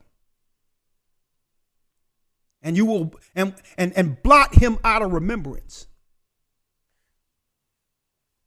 Whom they behold the beast that was, which was what? Babylon, and it's not because it's Rome. And what? Elder Lawyer? And yet is. And yet is. And yet is. See? Because it was the Roman Empire. Raise it, David said. These were the people who, through this destruction, that would lead to the children of Israel suffering throughout the earth, serving other people throughout the earth, to a point where they would set up educational systems to keep the truth of our history from us.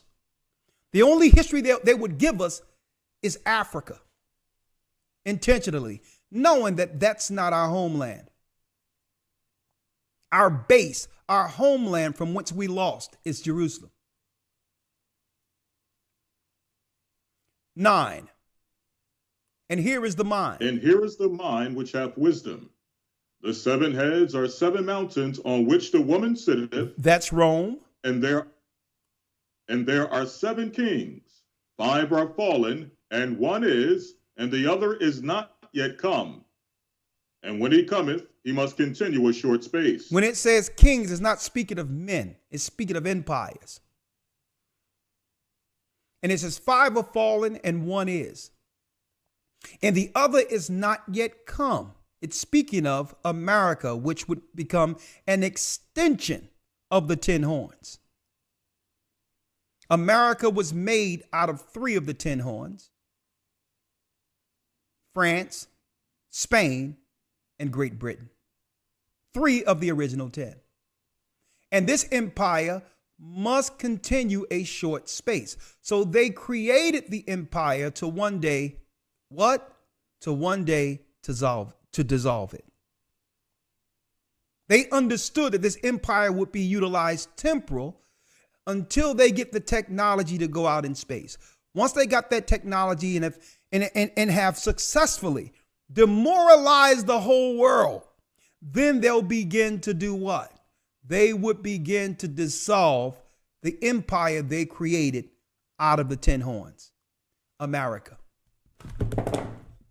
Why? Why? You know why, folks? Because even though they created the empire called America, they couldn't stop Jacob from doing what? Culturally taking over the empire. We don't have the physical, financial power of Esau, but culturally, we became recognized as stars throughout the earth, which is a phenomenon throughout the earth, because wasn't these people not too long ago in slavery? How are they influencing the earth? Okay. How did they get from, let me show y'all, folks. Listen, Let me show you. Hold on. Folks, how did they get from here to some of the same children of these slaves? The same children of these slaves getting on these public platforms saying, "We're the Lion of Judah," pointing out the enemy who have been destroying us within these industries. How did we get from that to here? Don't you know the other nations are amazed at this? So they knew that this place can only operate but a short space, because when the children of Israel begin to understand who they are, what happens? They must dissolve the empire they created to keep us enslaved. We're gaining too much traction knowing who we are. So that great chasm that was between being a white man or Esau, we're closing in on that. And now Jacob has Esau's heel.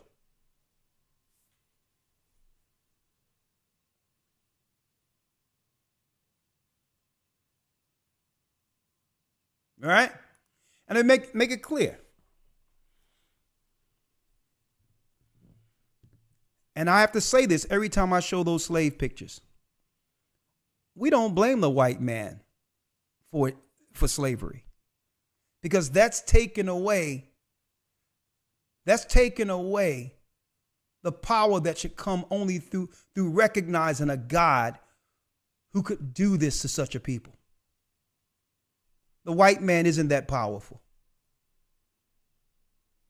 So that's why I don't feel a certain type of way about the white man and slavery. When I'm looking at slavery, I'm not looking at an episode of Roots. I'm looking at Deuteronomy 28 to what happens to a people who disobey God. So giving it to the white man and say the white man did all this is taken away from what our God said he would do to those who disobey him.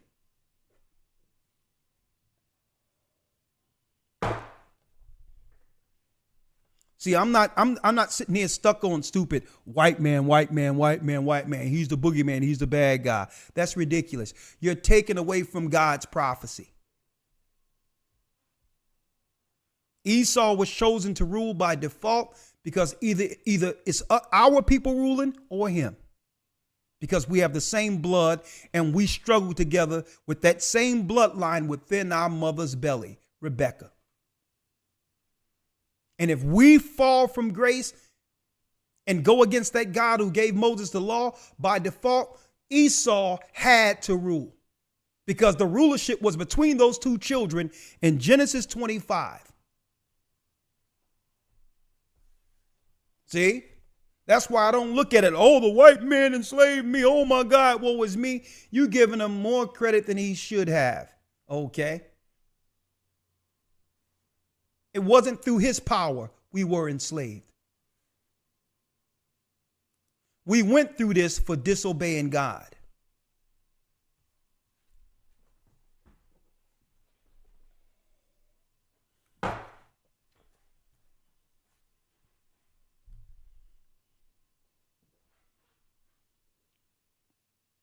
So I can read these scriptures and these prophecies and not feel something personal against any race of people, because that takes away from the Bible's power in prophecy.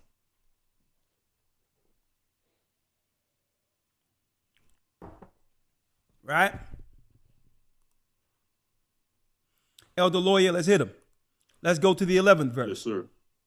Verse 11. And the beast that was and is not, even he is the 8th, and is of the 7, and goeth into perdition. Read.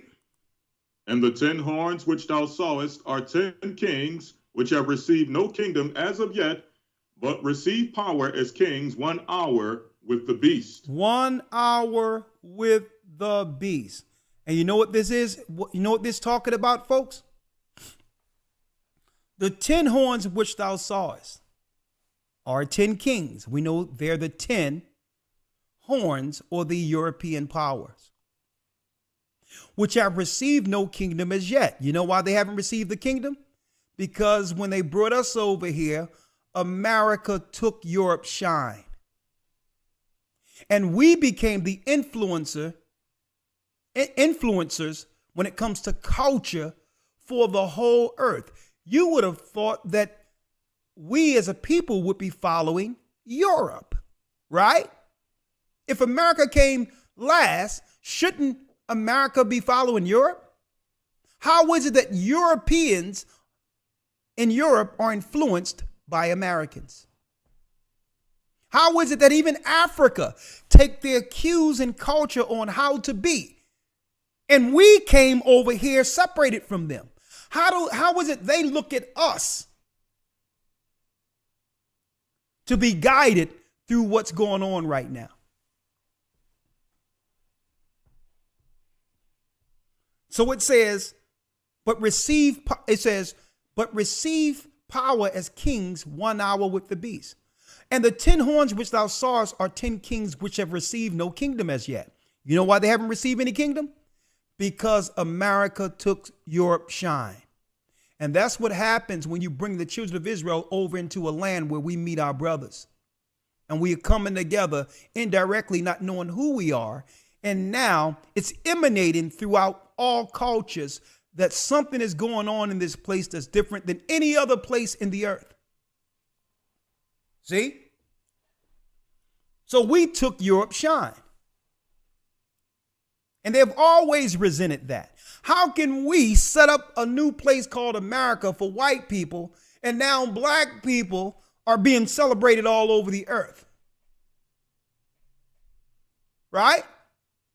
So Europe has resentment against America for that. And it says, but receive power as kings 1 hour with the beast. So what is this saying? Remember, you got this lesson in so-called 2024. What this is telling you, brothers and sisters, that Europe will have the last 7 years before the coming, before the coming of Christ. That they would need to dissolve America so that they can have the 1 hour is the last 7 years according to the timeline and consummation from the beginning.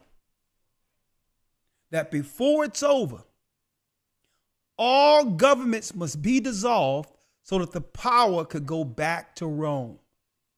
And that is what's happening right now.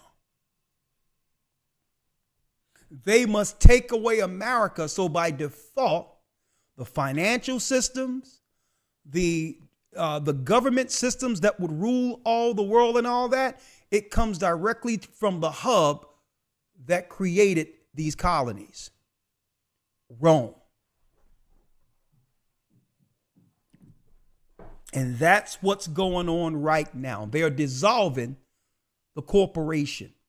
That last little kingdom that would survive and be celebrated throughout the earth, it took Rome shine. So now Rome must dissolve America so that all the earth go back to what? Celebrating and paying homage to Satan's seat, the Vatican.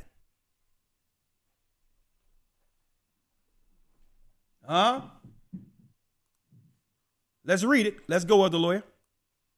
Yes, sir. Verse number 13. These of one mind and shall give their power and strength unto the beast. One mind, which is one world order. Come on. And shall give their power and strength unto the beast. These shall make war with the Lamb. They will make war with who? These shall make war with the Lamb. So that's what they're doing, folks. They're setting the stage for Armageddon. America isn't going to be in existence as a country as we see it today when Christ returns. It's going to be Europe who's fighting against the second coming. They must align all of the world's military under Rome's strength for this last war. See this? And it says, these shall make war, which is Rome, with Christ. And all the time they've been perpetrating a fraud, claiming to be Christians who are for Christ, when really these are they who are seeking the military fortitude by deceiving the world to have the world's citizens fight with Satan and the Vatican against Christ's coming. Read. Verse 14, these shall make war with the Lamb, and the Lamb shall overcome them. Read. For he is Lord of lords and King of kings, and they that are with him are called and chosen and faithful. And those that are with him, with Christ, are what? Are called, chosen, and faithful. When Christ returns, the dead in Christ shall rise first. And that's right, folks. They'll have those new bodies on their way back here. And those that remain who believe in Christ shall meet Christ in the air on the way back here with the new forms. And that's when it's really game on. That's when it's game on. And it even tell you, listen, it even tell you in the book of the Dead Sea Scrolls that the Most High is going to plant Judah, Benjamin, and Levi in the desert for the final battle against Esau. It's going to be a standoff like this world have never seen. Huh?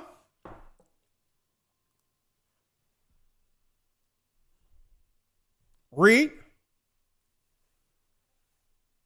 Yes, sir. 15. Verse number 15. And he said unto me, the waters which thou sawest, where the horse sitteth, are peoples and multitudes and nations and tongues. Read. And the 10 horns which thou sawest upon the beast, these shall hate the whore. These shall hate the whore, and what? And shall make her desolate. And hold naked. up. And the 10 horns which thou sawest upon the beast, these shall hate the whore, and shall make her desolate and naked. Who do you think put up a president of the United States to have the United States seem weak or look weak in view of all the powerful diplomats on the outside of America? Who do you think put up a weak representation of America? Who do you think did that? Because now it makes America look weak, naked, exposed, where anyone can feel at any time they can come against America based on weak leadership.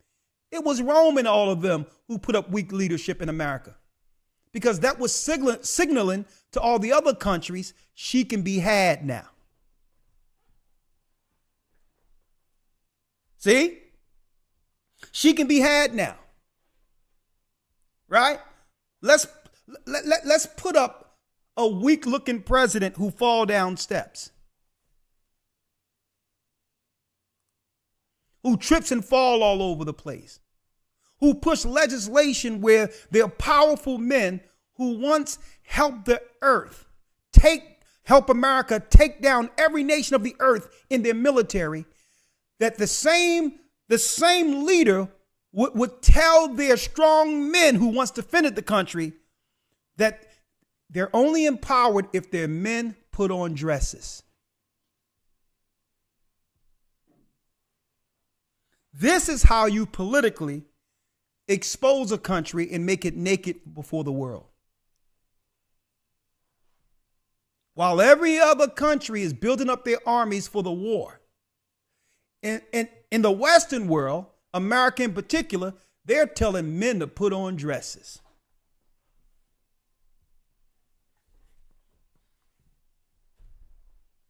Think about that. This is how they're politically making the country weak in its optics on an international scale, from an international standpoint. Exactly how the book of Revelation, hold up, exactly how the book of Revelation said it was going to happen, folks. It's the 10 horns.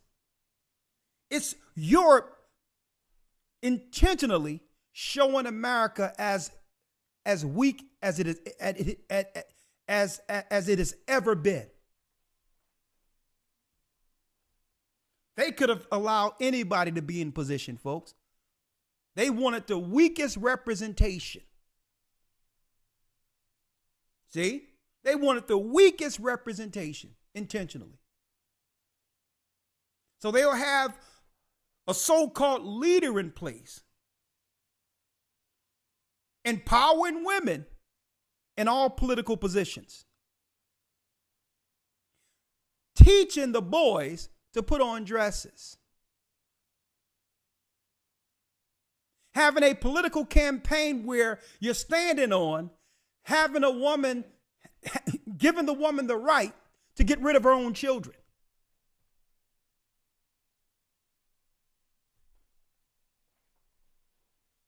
And now you put that up against any other strong country in the world and tell me who would win that war? The nation you're teaching the warriors to put on a dress, or the other countries who are rooted in traditional values? So this is what it's talking about here in the book of Revelation. The 10 horns, which is Rome, the European EU, which thou sawest upon the beast, these shall hate the whore, because the whore hath taken her shine, and shall make her desolate. And it's speaking of the legislation and putting, showing America as a weak republic, and shall eat her flesh. How do you eat her flesh? Just give all of her money away and totally decimate the treasury. You totally bankrupt the country. And then at the end, when she's totally exposed, burn her with fire. It's Europe shaping the legislation, which will lead to a war over there against Iran. And they are strategically doing this so that they can have power on earth for the last 7 years before the second coming.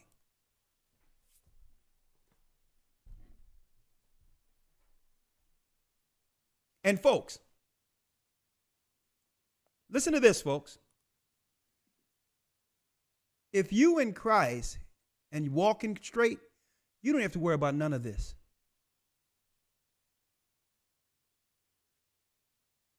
Okay? You have to worry, because guess what? He's going to bring us through the fire. Okay? We'll be safe. Okay? And I'm talking about the literal and the non-literal fire. It's prophesied that we make it through this. The empire must fall before Jacob stands. And once we stand, our king will crown us before the earth. The whole earth will see the crowning of the children of Israel. And this is not Elder Ricard Yah saying this. It's written.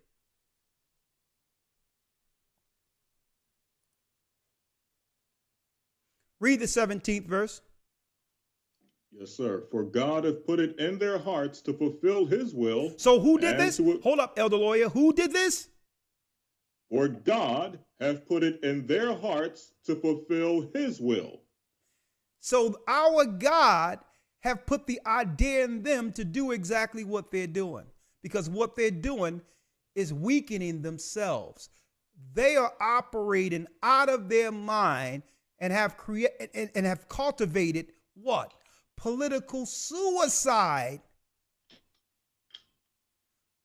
Political suicide they're executing against themselves. Right?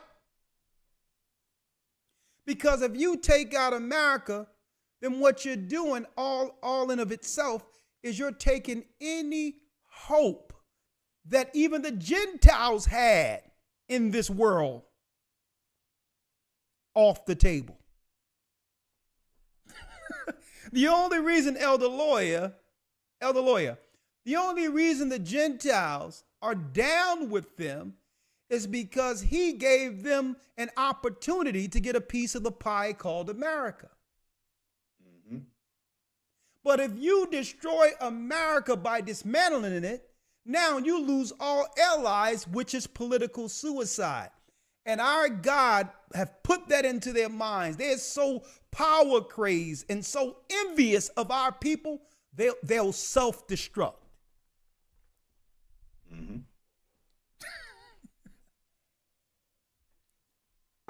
It's our God put it in their minds. Right. And now, what nation is going to help you do anything if you take away the only fun they ever had? America.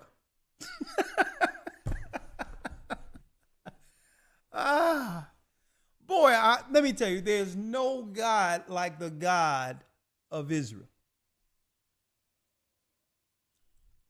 Right? Let's read it. For God hath put it in their hearts to fulfill his will, and to agree and give their kingdom unto the beast, until the words of God shall be fulfilled. Until the words of God be fulfilled. The prophecy, folks. So Esau is going to self-destruct. He's actually fermenting this war over there between, y'all looking at the land of Israel and believe that it's an Israel-Iranian war. No, folks, that's a colonization of Rome to actually go against Iran because Iran is resisting the New World Order. They cannot consolidate power 1 hour with the beast as long as Iran is standing in resistance against the order. But when they attack Iran, Iran by default is going to have a war in which it comes to what? America being attacked. And once that happens, Rome will stand as the superpower over the whole earth. Already, the diplomats of Israel have already began to go into Cyprus and different parts of Europe and calculating what happens to Israel once this war ensues. That's right. When this war happens, there will be warfare in the Middle East that will lead to 6 million of the citizens in Jerusalem being sacrificed. And the diplomats are going to go back to Europe. That's why I told people, do not stay in Israel. The prophecy of 6 million was prophetic. It's what's going to happen once they attack Iran.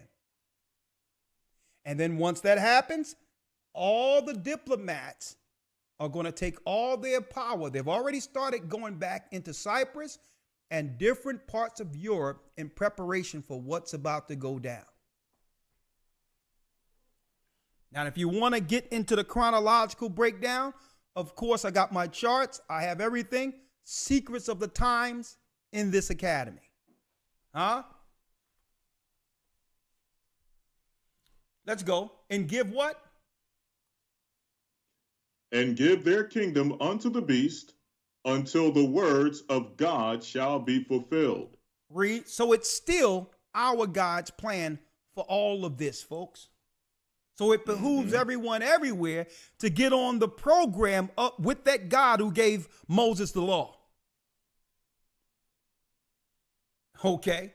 Because Esau can't do nothing unless our God allow it. Mm-hmm. See that? Read the 18th verse. 18. And the woman which thou sawest is that great city which reigneth over the kings of the earth. So it was a mystery that was shown to John. And it says, and that woman which thou sawest is the great city which reign over the kings of the earth. And this is the reason, folks, that when the Pope comes into America and when the Pope comes into different parts of the world, do you notice that even your greatest presidents must kiss the ring?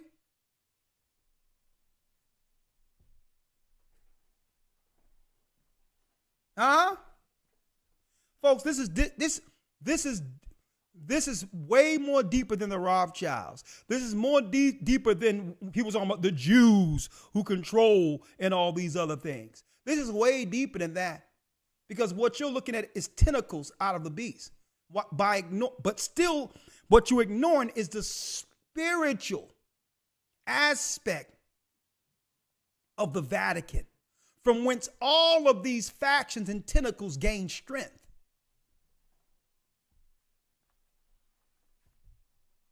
You look at the little Christian churches that are extensions of Rome, because the Bible says you that they're the daughters of harlots. You look at Jews and try to look at all these other tentacles and don't even understand the life source of the beast is right there at the Vatican.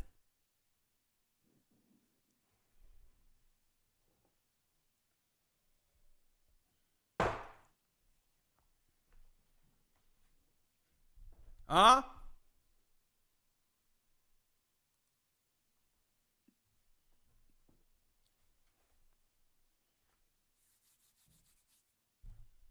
Right? So I'm going to bring that timeline out with showing you even to the last 7 years. And some people might say, well, hold up, elder. The Bible says no man knows the day or the hour Christ will return. Of course, no one knows the day or the hour. This is why it tells us in Matthew 24 and 22 that Christ is going to cut that time short. Because if he gave them the time that was allotted according to that consummation schedule, no flesh would be saved. So even though it's the last 7 years, Christ's going to come back before they had an opportunity to destroy us.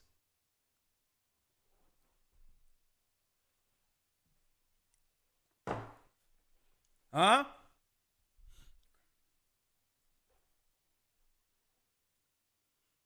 Let's go to Revelation 18. Yes, sir. Because for some reason, the Christian church and the Christian pastors avoid the book of Revelation at all costs. Shouldn't they know exactly what this is? When Christ was showing John the end times, the days that we were living in, what I'm teaching here is what every pastor in the earth should be teaching those who are in their church to understand what's geopolitically going on in the earth. Folks, the governments of this earth is the seat of pagan religion power, pagan religious power. They'll tell you there's a separation between church and state. No, what you see in the capital of all these different countries are what? Are religious institutions set up under a governmental construct. They have a core belief that's hidden. It's the belief of Babylon and what? Gaining power by sacrificing to Satan himself. They'll make you believe, oh, that's religion, that's religion. What are you talking about? The only time you think something is religious is when someone opens a Bible. Do you know your government was instituted on a Babylonian religion? Congress and all of that, the Senate, all of that, folks, was rooted in straight occultism and sacrificing to the gods.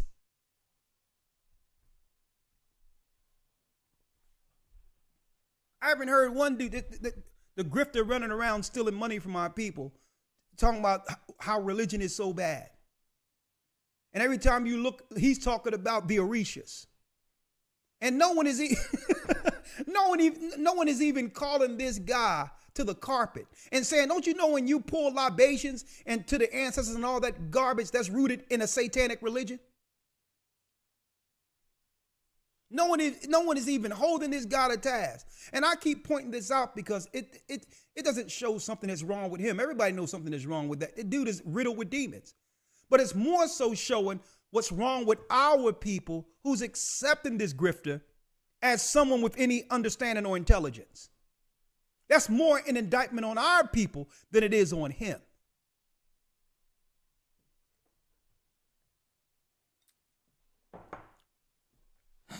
Right? Let's go to Revelations 18 and let's round this out. Yes, sir. Revelation 18, verse 1. And after these things, I saw another angel come down from heaven, having great power, and the earth was lightened with his glory.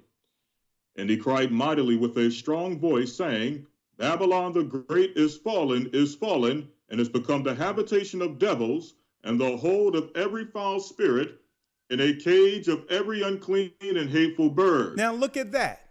Now this is how Babylon the great is fallen. It's fallen from his greatness. Why? Because it has become the habitation of devils. Everything that's immorally wrong in the Bible has been justified and or incentivized in America. Everything.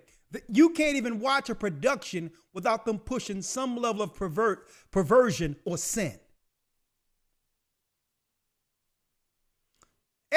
Listen, I talk about it. Bootsy said he had to walk out of The Color Purple because they're pushing in this production lesbian scenes, as if that what was going on that time period amongst our people who were predominantly churchgoers.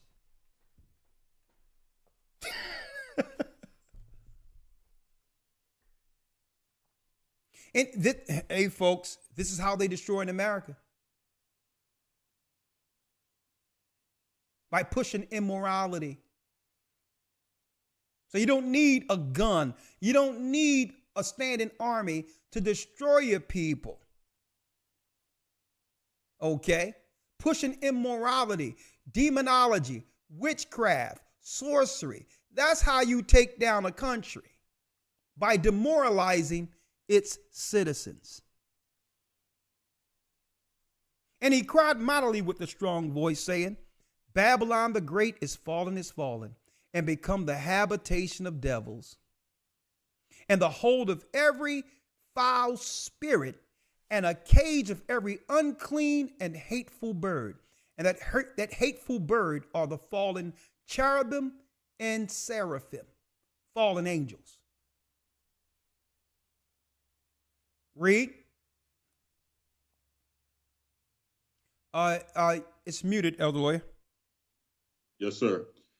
Verse 3, for all nations have drunk of the wine of the wrath of her fornication, and the kings of the earth have committed fornication with her, and the merchants of the earth are waxen rich through the abundance of her delicacies. And it say you the merchants, the tradesmen, and those who have the products have what?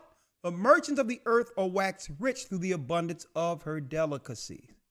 So they must agree with the satanic agenda against us in order for them to be able to trade on the merchant's market. See?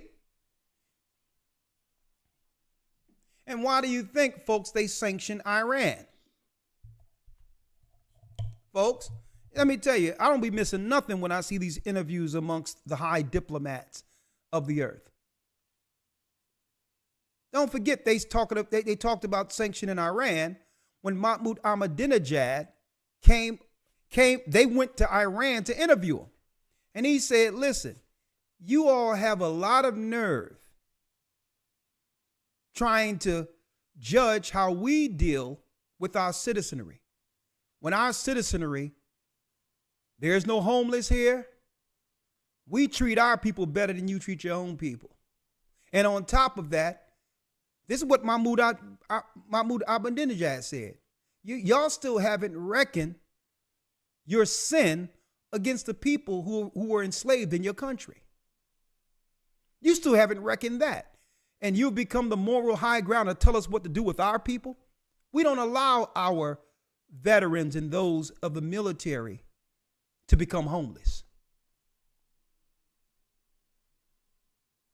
Okay? When someone fights for our country or enlists in our country, their families are taken care of. They are taken care of. I will never forget that interview. And, not that I agree with everything he talks about, but all in all, when he said that, I'm like, you know what? I know that eventually his empire have to fall too because they enslaved us or whatever. But this is why, folks, they stopped interviewing those people and they started putting sanctions on them because they weren't agreeing with the New World Order to come in and to destroy our people altogether. They started doing resistance against the order, and they were sanctioned. Well, the merchants of the earth that have committed fornication with Babylon are on board with fighting against us. If you don't agree to fight against us, then you're sanctioned like they sanctioned Iran.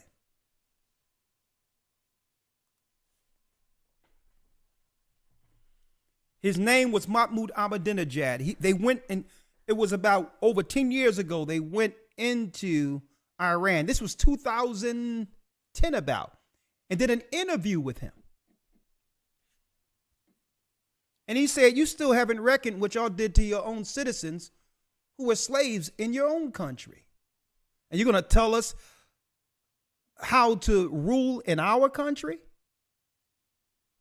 He says, there's no homeless people running around here like this in our country.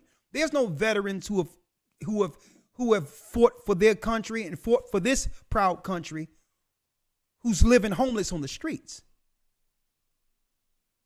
Let me tell you, folks, they did everything to try to stop that thing from being put out there publicly. And then they started asking Mahmoud Ahmadinejad, well, then there was a conversation where they asked him, well, what about the Holocaust? And Mahmoud Ahmadinejad said, well, I can hear what you're saying, and nobody should harm other people. I agree that was egregious. Okay, but where did it happen? We didn't do anything to your people. It happened in Europe. So why are we bringing up, that's what he said. Why are we bringing up our country when that was a spat between y'all?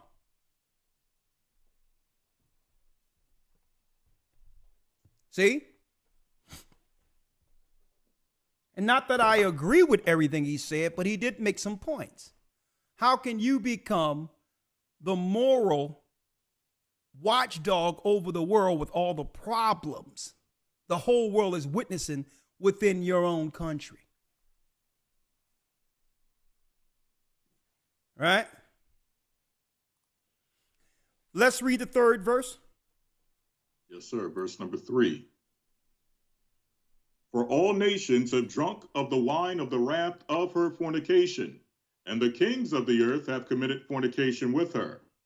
And the merchants of the earth are waxed rich through the abundance of her delicacies. Wax rich through the abundance of her delicacies. Folks, and the kings of the earth have committed fornication with her, and the merchants of the earth are waxed rich through the abundance of her delicacies. So the merchants are in agreement with them when it comes to any policy they push. This is why, even during the time where the whole world was stopped due to the coal, we've seen all these other people in authoritative positions telling us what to do. Because in order for them countries to trade and be on board with the finances and all that, they have to get on board with everything when it comes to their initiatives against us. Huh? Against us. So if you're not getting on board, you can't share in the spoils. And a lot of these nations do what? They like to come up into our neighborhoods because with their little stores and merchant stores, they be soliciting our women.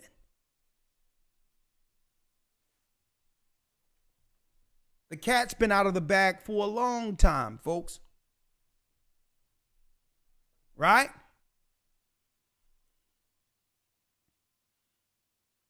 Looking at the census, right? Examining the census.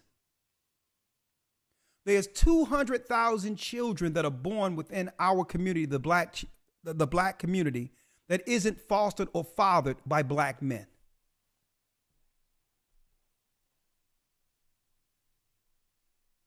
But because they look black, they are now moved into the community as black people and all that. And usually when stuff like this happens, no one go to court because they know it's something they're trying to hide that happened and all those things. And they come over from overseas, India. They come over from the Arabs come over, and they be fostering all these children in our community. And it's all thrown on black men. Look at the census. There's 200,000 children that are fathered in our community that doesn't belong to black men at all. When you look at the census. So a part of their merchants is to be able to come over here and deal with our young girls who are suffering or don't have no money or something, and having these little girls or teenagers meet them privately behind their stores and all that.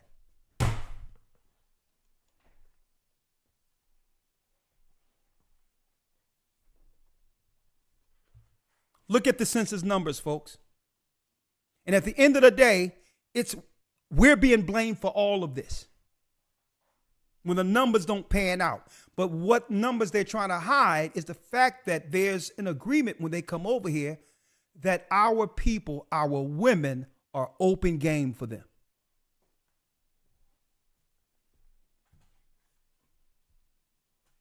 No one take these people to court.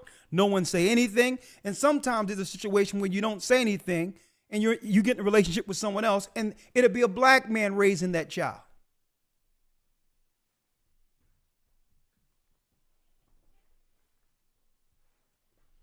Everything is coming out now. Everything is coming out. They're not coming over here just to be merchants, folks. They're not coming over here just to set up stores.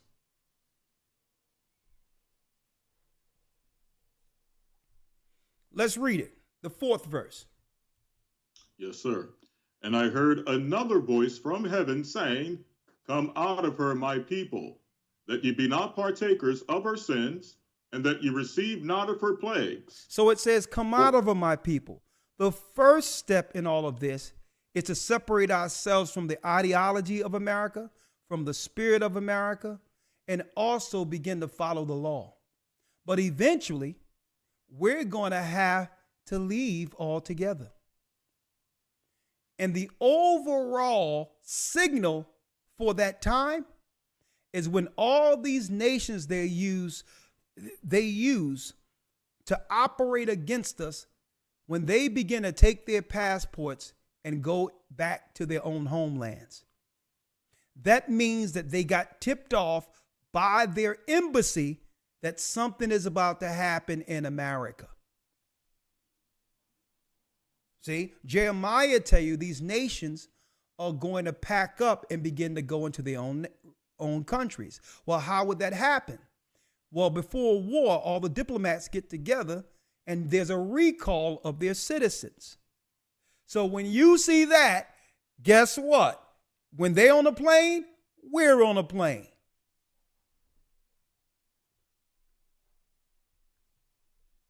Get your passports. That's all I can say right now on that. And I heard another voice from heaven saying, come out of her, my people, that ye be not partakers of her sins, and that ye receive not of her plagues. Read. For her sins have reached unto heaven, and God have remembered her iniquities. Our prayers has gone up to the Almighty. He has heard every one of them. Our people are suffering. It tell you that when our prayers go up, they're placed into a censer before the Almighty. He hears every prayer. And then the response that our prayer has been heard is sent back in the earth as lightning. So when you hear the lightning, you know that the Most High heard the prayers that went up between the last time you seen lightning. That's a message to remind us that our prayers are heard.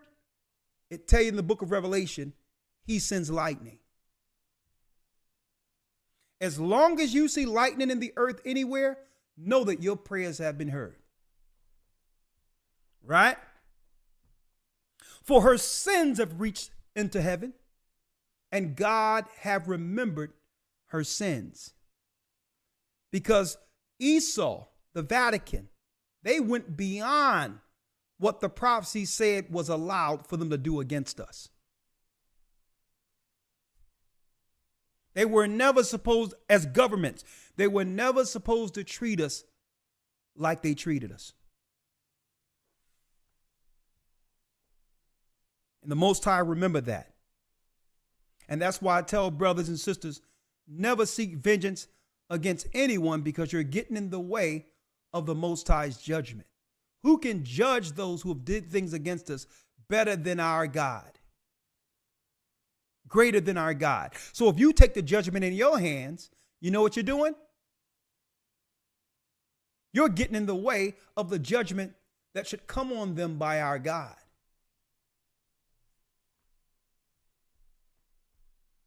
Six, read it. Verse 6. Reward her even as she rewarded you, and double unto her according to her works. Read. And the cup which she hath filled, fill to her double. A judgment is coming. You notice this runs directly from Revelation 17, shown to John, into the 18th chapter. All power goes to the beast 7 years before the judgment.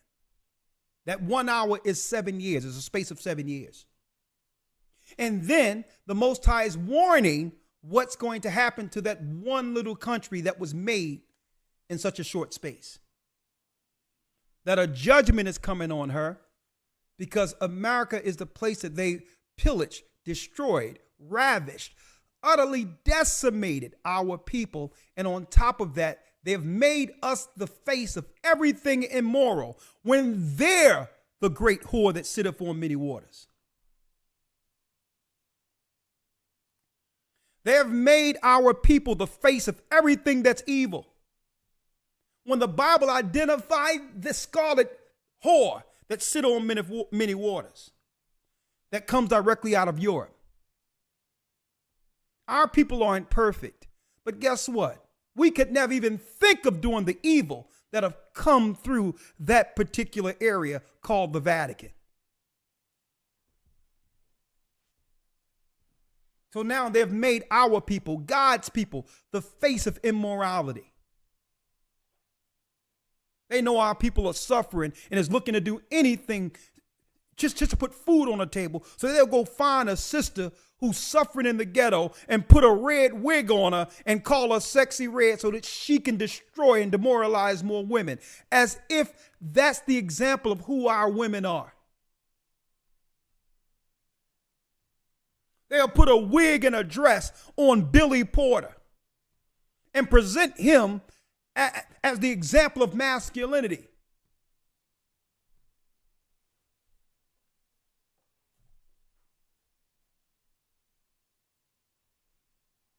When they do all types of secret cross-dressing and all these others within their religious fraternities. Huh? We're going to call a spade a spade. And the Most High says, you know what? I'm going to do double to them.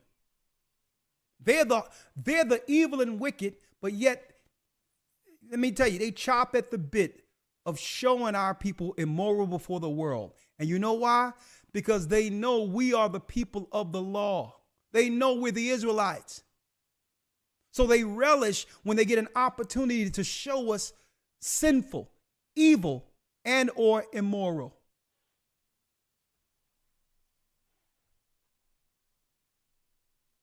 You know why? Because it's jealousy. We came over in cargo slave ships and overtook everything. The music, the culture, you name it, we were celebrated.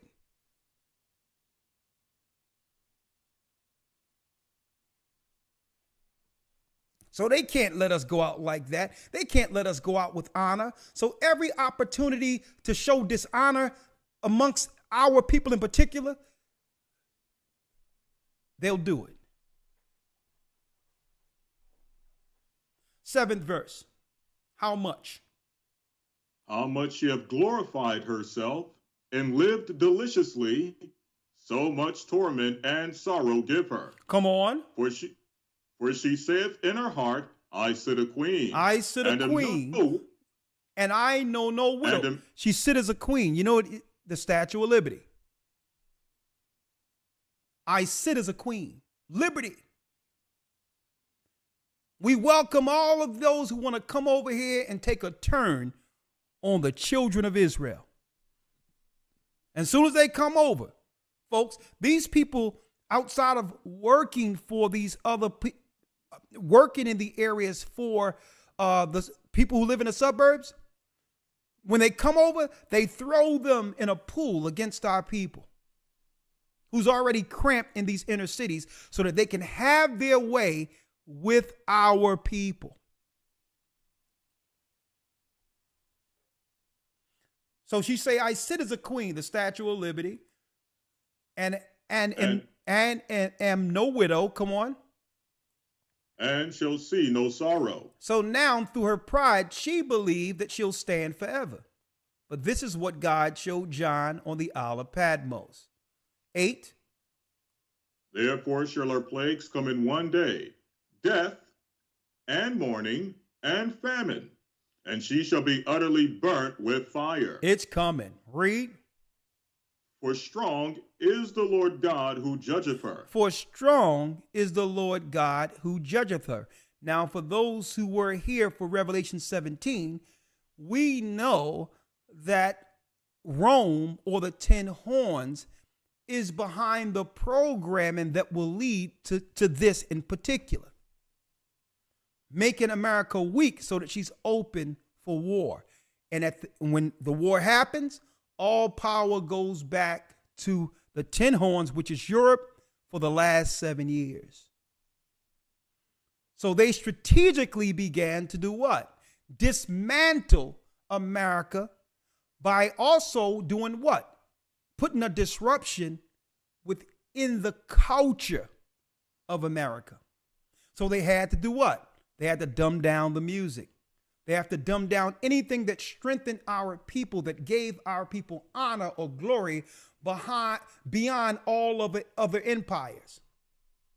So they had to do what? They had to erode the artistry that separated our people from everyone else. They had to come in and erode it intentionally, to where music isn't music anymore.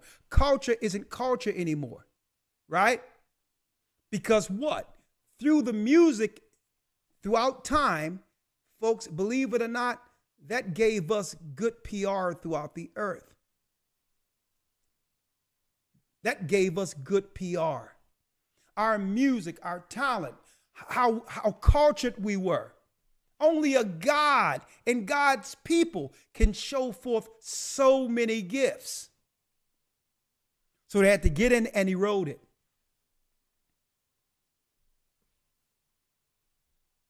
Therefore shall her plagues come in one day, death, mourning, famine, and she shall utterly be burned with fire, for strong is the Lord who judgeth her. And I'm going to show you what I'm talking about when it comes to the artistry. Read. Verse 9. And the kings of the earth who have committed fornication and lived deliciously with her shall bewail her and lament for her, when they shall see the smoke of her burning. When they shall see the smoke of her burning. And folks, what happens is, if there's a strike, or when I say a strike, a missile strike, and or a power grid takedown, well, once one of the nuclear plants begin to melt down, there will be a domino effect, because what? You got it. All of the nuclear plants in the United States are on a fault line. If you don't believe that, Google it yourself. So if one meltdown of a power plant happens, it's going to blow throughout the whole United States, from the West Coast to the East Coast. And that will do what? It will take down bridges and all that. And America will be what? Separated into 3 separate land masses. Revelation 16 and 19 tells us this. Hold that, elder lawyer. Revelations 18 and 9. And let's go to Revelation 16, verse 19. Yes, sir. Revelation 16, verse 19. And the great city was divided into 3 parts, and the cities of the nations fell. A matter of fact, elder lawyer, let's go to 18 first. 16 and 18. Verse 18. And there were voices and thunders and lightnings, and there was a great earthquake, such as was not since men were upon the earth, so mighty an earthquake and so great. Read. And the great city was divided into 3 parts, and the cities of the nations fell. And great Babylon came in remembrance before God to give unto her the cup of the wine of the fierceness of his wrath. Look at that, and folks. Look at that. And what? And every what? And every island fled away, and the mountains were not found. Because you know what? Tsunamis. Once the nuclear reactors go off, there will be tsunamis. That's going to cover some of the islands. Let me tell you, Christ handled everything. He showed John everything.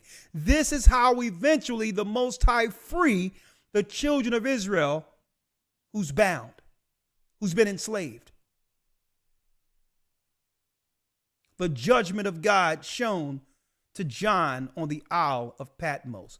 Let's go back to Revelations 18 and 10, elder lawyer. So don't tell us we don't know what we're talking about here. You need the Bible to be able to break down geopolitically what's going on.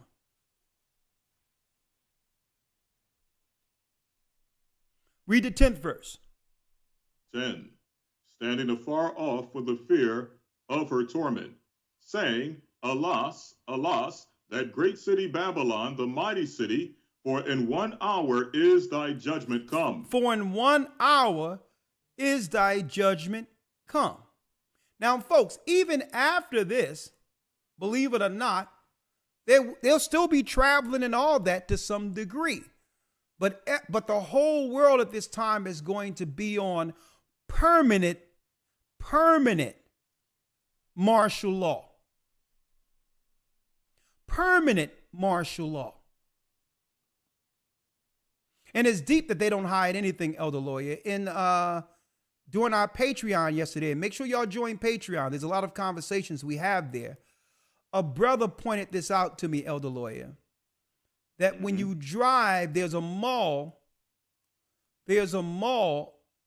in California. And that at the front of the mall, it has what? It have Nebuchadnezzar with the eagle wings and body, 2 of them, pillars, in front of a mall. Like one big shrine. So, right? So it's not, let me tell you, they're telling you right off that they're the daughters of Babylon. They be showing straight out who they are ritualistically, right in clear sight for those who understand and know the scriptures. They're telling you they're the daughters of Babylon, that this whole country, the republic and everything was built off of a Babylonian ideology. So now the Bible prophesies the eventual fall of Babylon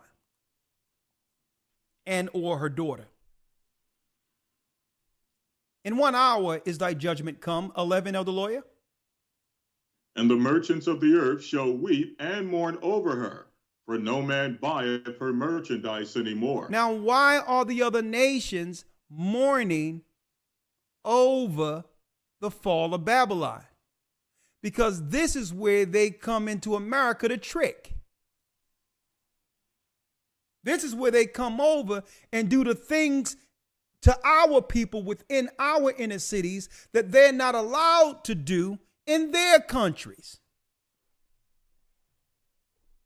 See? So they're crying because our people has been open game for them. I've been into these other countries these nations are from. They're not allowed to do to their people what they're allowed to do when they come to America. It's about them going to our clubs. It's about them going in and buying our women for cheap.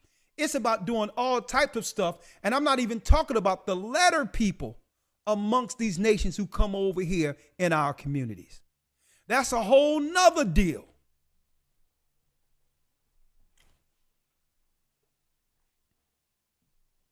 Huh? And the merchants of the earth shall weep and mourn over her, for no man buyeth her merchandise anymore. Read. The merchandise of gold and silver and precious stones and of pearls and fine linen and purple and silk and scarlet and all thyine wood and all manner of vessels of ivory and all manner vessels of most precious wood and of brass and iron and marble, and cinnamon, and odors, and ointments, and frankincense, and wine, and oil, and fine flour, and wheat, and beasts, and sheep, and horses, and chariots, and slaves. And what? And what? And slaves. And what? And slaves. And what? And slaves. And slaves, read. And souls of men. Don't tell me we don't know what we're talking about. So the merchants are going to cry when they see Babylon hit, because this is where they come to trick off on the slaves. So they'll come with their products like their ointment, their oils, frankincense. They'll come as if they come and they bring a religion, really. But guess what? When the night comes, guess what? They're freaking off in our communities.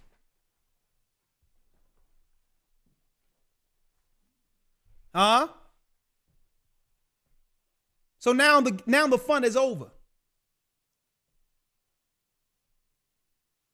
Read. Now, Elder Lawyer, unmute. Yes, sir. 14. And the fruits that thy soul lusted after are departed from thee, and all things which were dainty and goodly are departed from thee, and thou shalt find them no more at all. And thou shalt find them no more at all. Read. The merchants of these things which were made rich by her shall stand afar off for fear of her torment, weeping and wailing, saying, Alas, alas, that great city that was clothed in fine linen and purple and scarlet, and decked with gold and precious stones and pearls, for in 1 hour so great riches is come to naught. In 1 hour all those great riches have come to nothing. Read. And every shipmaster and all the companies and ships and sailors and as many as trade by sea stood afar off and cried when they saw the smoke of her burning, saying, Which city is like unto this great city? They're going to look back and say, man, there was no other place as great as America on earth.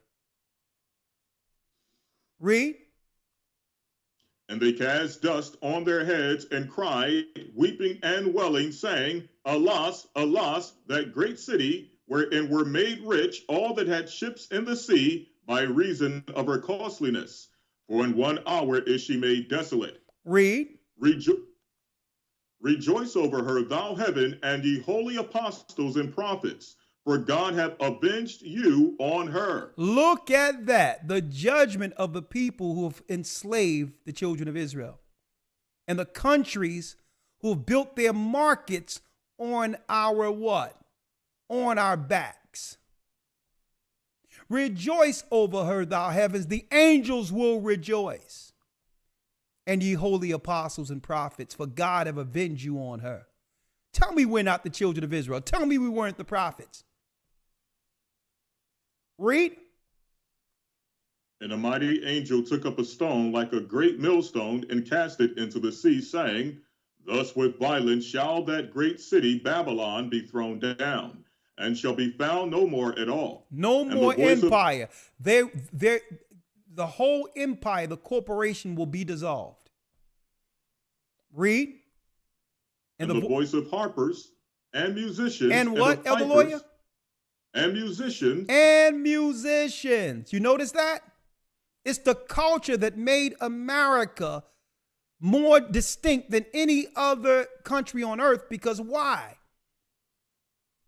The artistic spirit that came through servitude, the music that came out of America, Sam Cooke, Marvin Gaye, The Temptations, Michael Jackson, James Brown, Whitney Houston, on and on and on. It distinguished us. Then you have what? Benjamin music. The music of the Benjamites resonated where even though they didn't know the name of the Most High, they was singing, they was talking about Yah. They was talking about the Lion of Judah in their music. A distinct craft, if you want to use the word, that came out of chattel slavery, where we began to create music in a way that the world have never seen.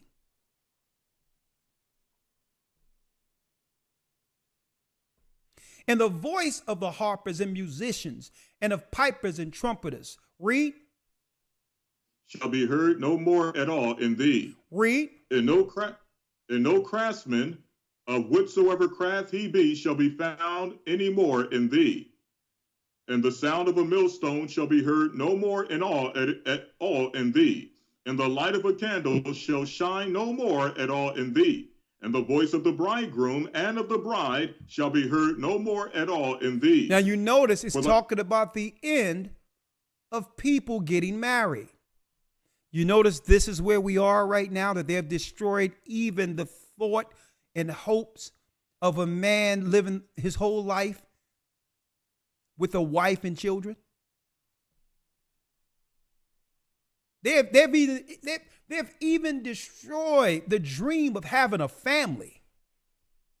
They've made the man and woman so tenable, so tenuous amongst each other through their programming. It says you're going to hear about less marriages. A man and woman, you're not going to hear about that. The only time marriage will be celebrated is when a man is marrying a man or a woman marries a woman.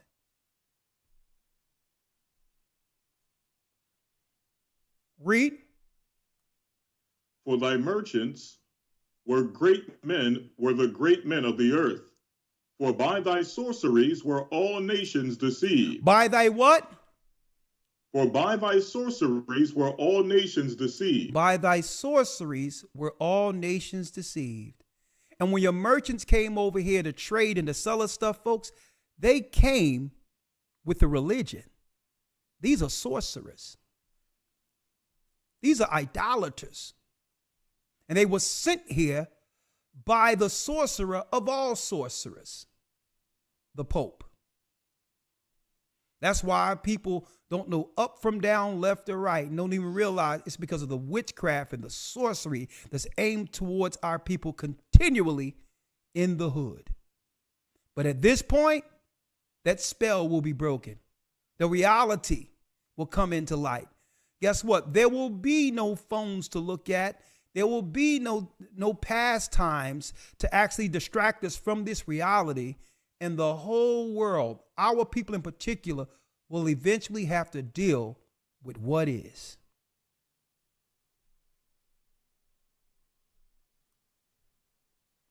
It's been written.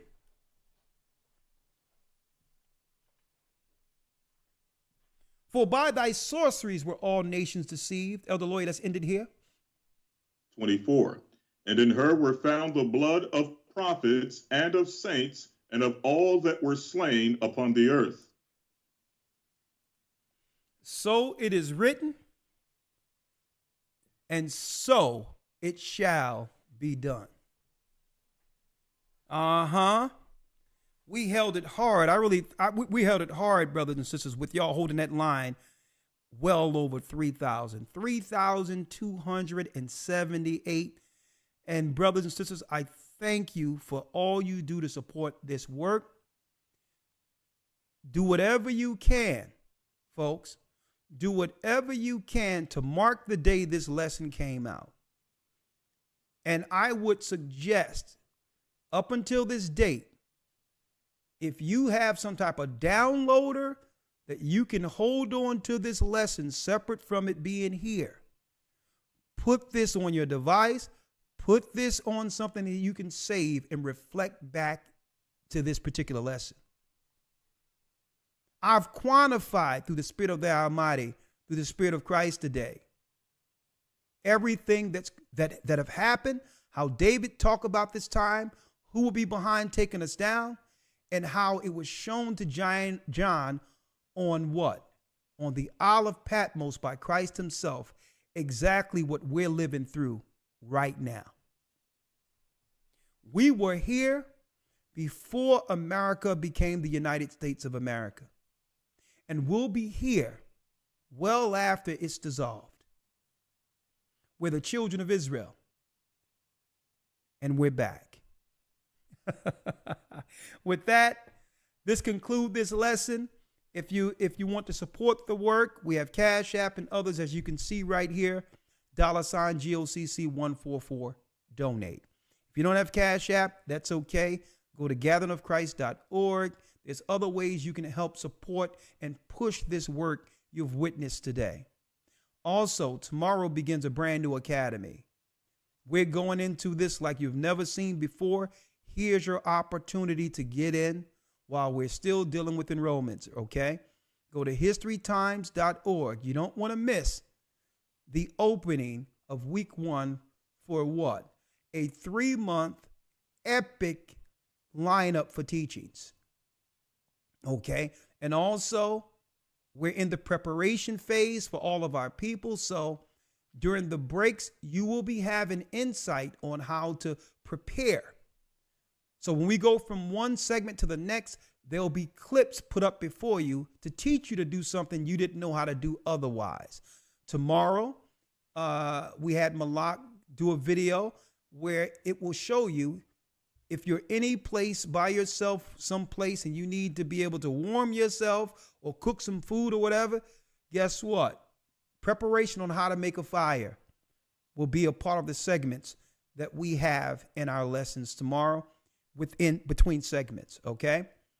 Also, we have special guests who will be a part of this academy, and we will teach this academy like it's our last one, okay? historytimes.org, please enroll. For those who want to know the cost, it's only $150 for 3 full months of lessons. So that's about 30 cents a day. Okay. We've never went up on the price. $75 for the first month and then $75 for the second month, and you get the third month. Don't have to worry about the payment. It's all wrapped up. Please be a part of this because we have to take these finances and put it into something tangible, knowing they're about to change the financial structure. Stick with us. Stay with us. Okay, as the Most High have given us guidance and understanding, we will convey everything through the Spirit the Most High have given us. Okay, stick with us. Okay, we will have, once this weather subside, we will have some more mass baptisms throughout the whole year. If you don't have a place to gather in your particular area, we're working to make sure that happens. But none of it can happen without your support. Okay? Elder Lawyer, I thank you. I'm sorry that you weren't able to get out here, but I'm glad. I'm looking out there. I see all this snow, so I'm glad you were able to relax, in your home. And it's but it's crazy because I'm looking at your lighting. We almost have the same exact lighting. Right.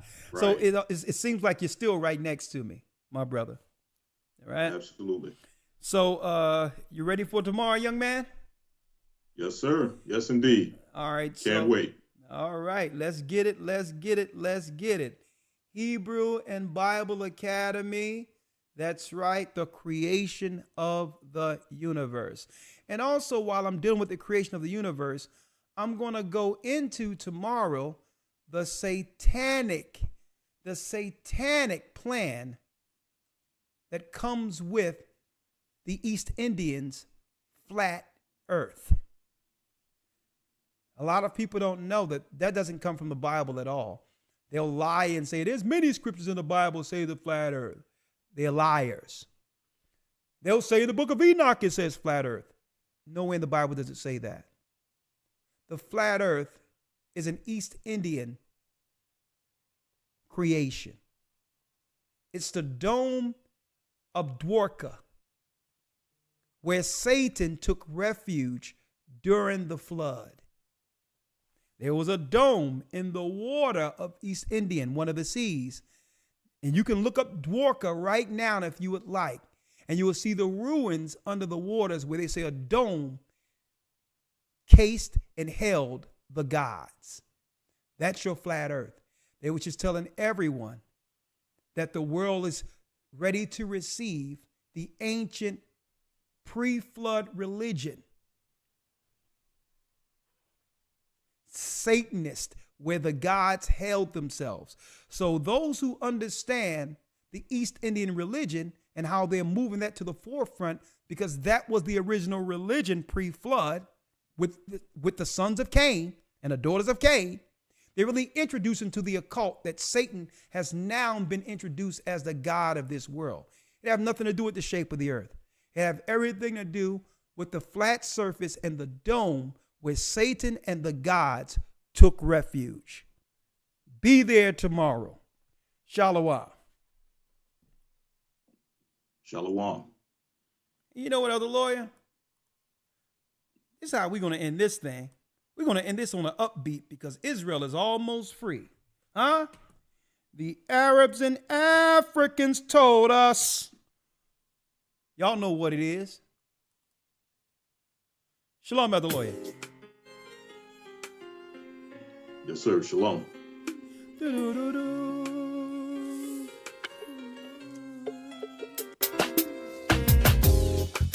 The East is where we're HistoryTimes.org. The 12 tribes of Israel. In 721 BC, the Assyrian king, he took us down, we fell. With a great escape, we went through the Euphrates. The Lord held the water still.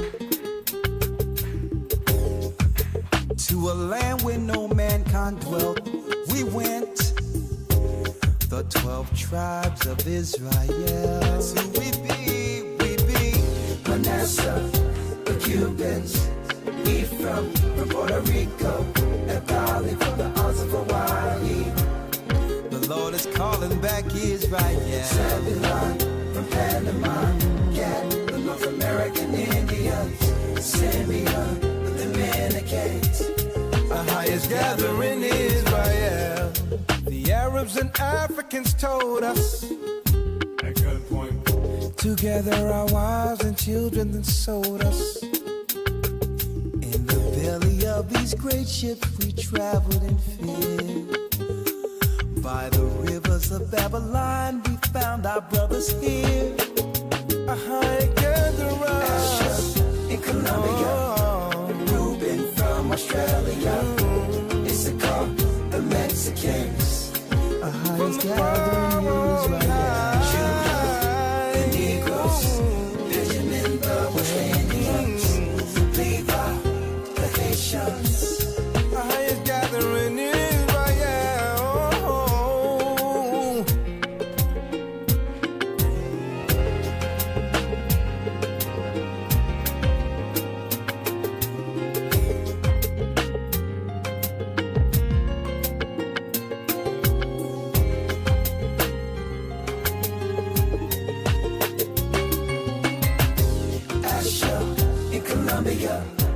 Reuben from Australia, Issachar, the Mexicans.